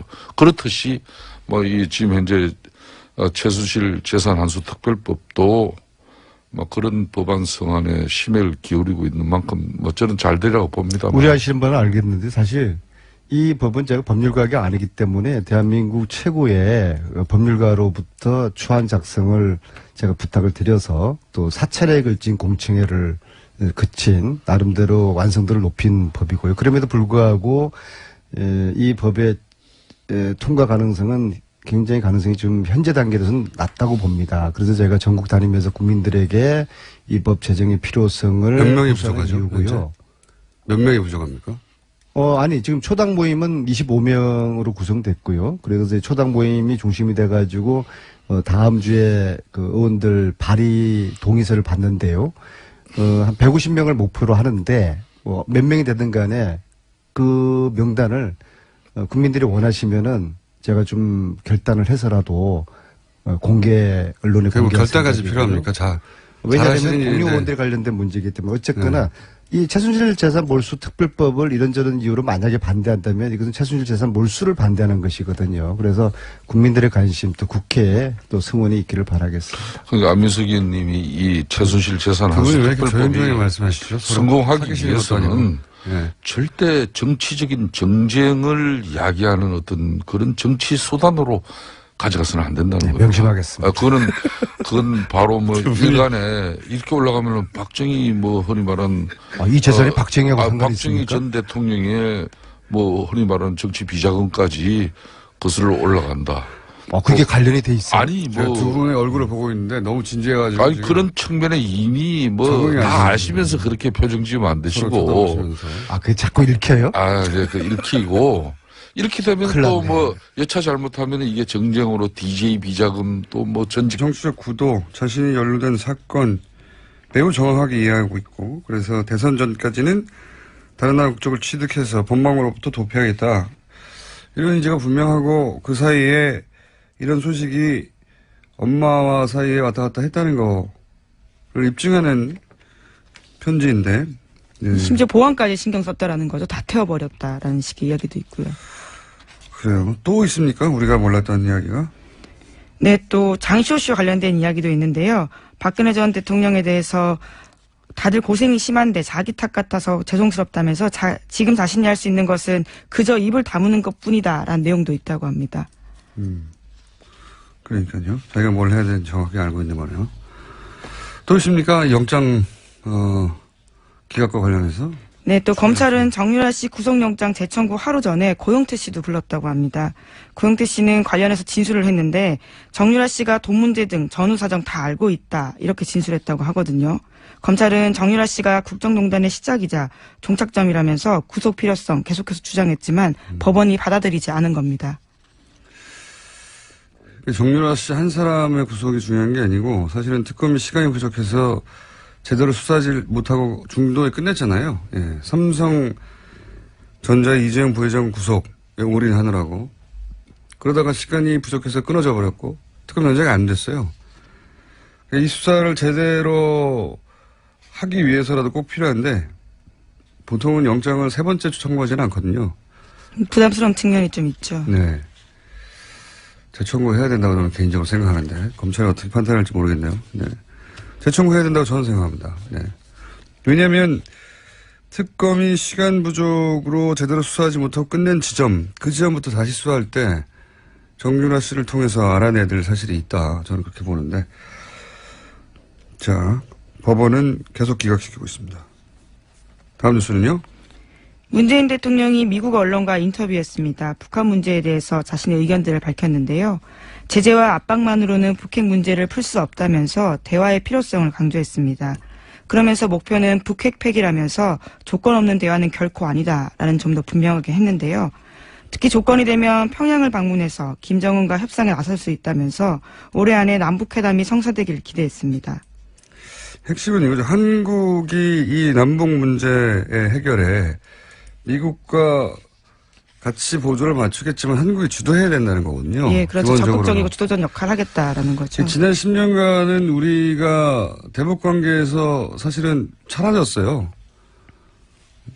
박근혜 정부에서는 이젠 채널까지 완전히 닫았고. 예, 아예 만나지도 않았었죠. 대북 관계에서 박근혜 정부가 한 일은 모든 관계를 끊은 거죠. 그래서 모든 채널을 끊고 이제는 대화가 없습니다. 전쟁하는 중에도 대화를 하는 건데. 근데 그러면 이제 미국이 이 문제를 해결해 달라고 맡기는 거거든요.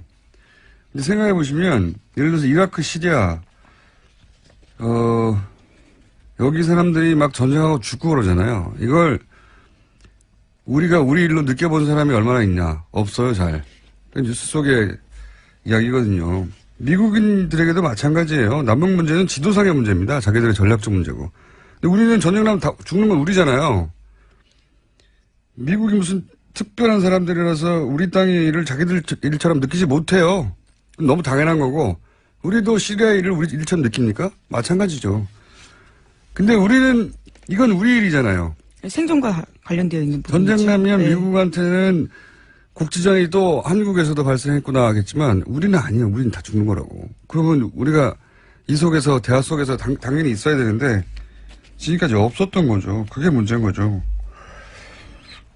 자, 이제 뭐 미국에 가서 그런 얘기를 하겠죠. 뭐 그렇다는 얘기고요. 자, 다음 뉴스는요.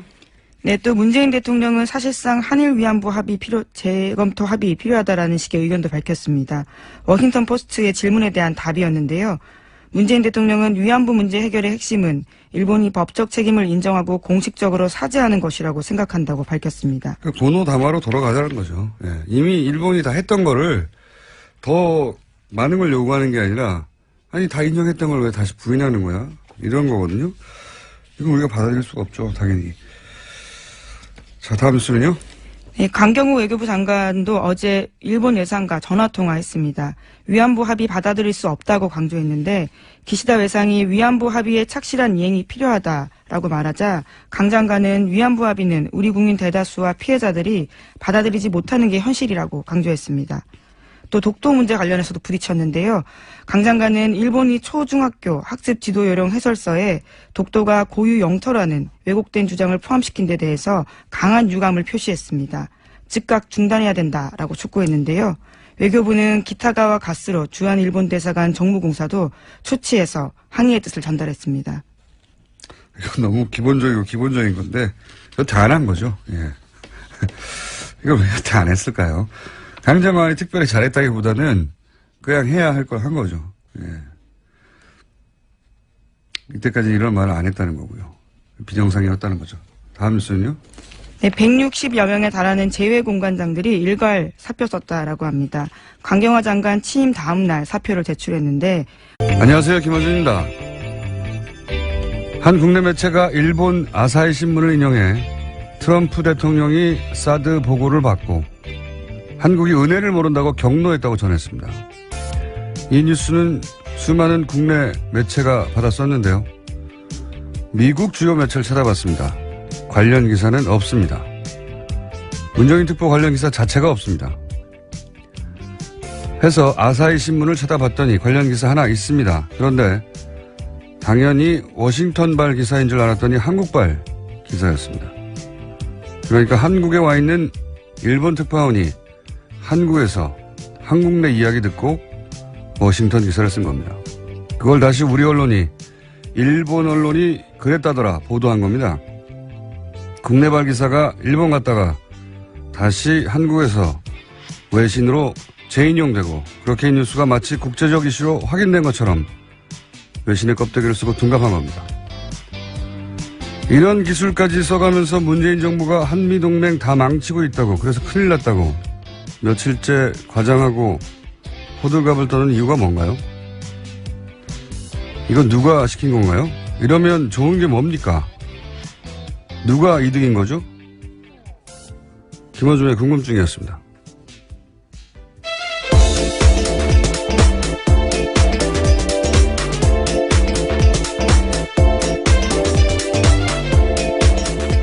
시사인의 김은지입니다. 네. 이런 뉴스가 너무 많아요. 외신 껍데기를 쓰고 둔갑하는 뉴스 세탁이라고 저는 부르는데. 아, 새로운 용어네요. 뉴스 세탁.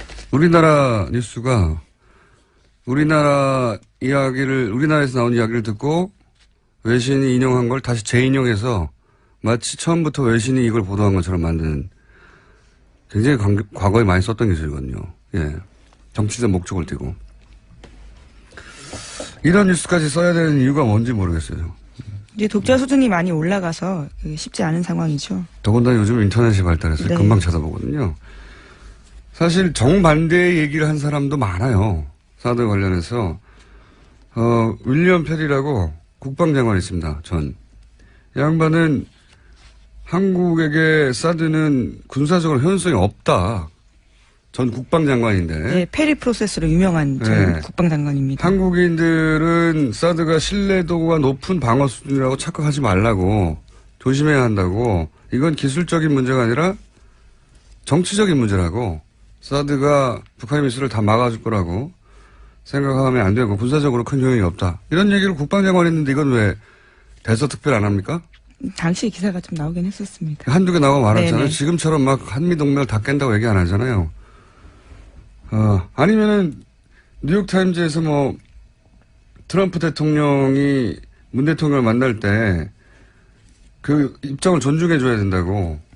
중국과 미국 사이에 있기 때문에 너무 밀어붙이면 안 된다. 이런 얘기는 왜 대서특별 안 합니까? 최근에 나온 얘기인데 둘 다. 정반대로 왜 한국발 뉴스를 외신까지 쿠시를 먹고 가져와가지고 난리가 났다고. 아, 참네. 왜들 이러는지 모르겠어요. 네. 매우 의심합니다. 여러 가지 의도를. 자, 첫 번째 뉴스는요? 네, 어제 정유라 씨 편지 관련돼서 좀 전해드렸는데요. 오늘 추가 내용 공개됐습니다. 정유라 씨는 편지에서 몰타가 아니라도 모든 나라, 변방에 듣지도 보지도 못한 곳이라도 괜찮으니까 빨리 얻을 수 있는 것으로 해달라면서 지금은 돈이 문제가 아니다라고 적었다고 합니다. 또 그 데드라인도 설정해놨는데요. 적어도 다음 대선, 그러니까 5월 9일까지는 돼야 한다라고 적었다고 합니다. 그게 몰타뿐만이 아니었군요. 네. 네, 시민권 획득해서 도망가려고 했던 게 아니냐라는 정황들이 계속해서 드러나고 있는데요. 이거보다 구체적인 정황이 어디 있나요? 네. 뿐만 아니라 이 편지에서 정유라 씨는 빨리 엄마 의견 물어봐서 진행해야 한다라고도 적었습니다. 최순실 씨와 간접 논의한 것으로 보이는 대목입니다. 또 다른 편지에서도요. 최순실 씨 관련된 상황이나 국내 동향들을 물어보면서 편지 받아서 읽으면 라이터로 태워버리니까 보안은 걱정하지 않아도 된다고 적었습니다. 그러니까요. 둘 사이에 비둘기가 있었고, 의견 교환을 했다고 봐야 되겠네요. 그리고, 국적을 취득하려고 했던 목적도 분명하네요. 다음 대선 전까지는 돼야 된다고 하는 걸 보면. 피하려고 했던 거죠. 정권이 만약 교체되면 본인이, 불려와서 구속되고, 뭐 그런 상황을 상정한 것 같은데, 구속이 안 되고 있어요. 네, 두 번이나 기각됐습니다. 네. 관련 뉴스가 또 있나요? 네, 편지 내용 계속해서 나오고 있는데요. 검찰이 확보한 정 씨의 편지에는 특검이 민주당과 국민의당 주도로 출범했고 박근혜 전 대통령 탄핵을 목적으로 수사하고 있다라는 내용의 자료를 보내달라고 요청했다고 합니다. 뿐만 아니라 삼성전자 이재용 부회장 관련된 내용도 있는데 지난 3월에 지인한테 편지를 또 보내서 이재용 삼성전자 부회장의 영장 기각과 발부 사유를 보내달라고 요청했습니다. 그러면서 코어 스포츠와 관련돼 있다면 더욱 좋다라는 내용도 있다고 합니다. 민주당과 국민의당 주도로 특검 출범했다 이런 내용도 보내달라 또 있네요. 네, 최순실 씨 쪽에서 계속해서 주장했던 내용이었죠. 공정하지 않다라는 취지의 이야기입니다. 이렇게 현재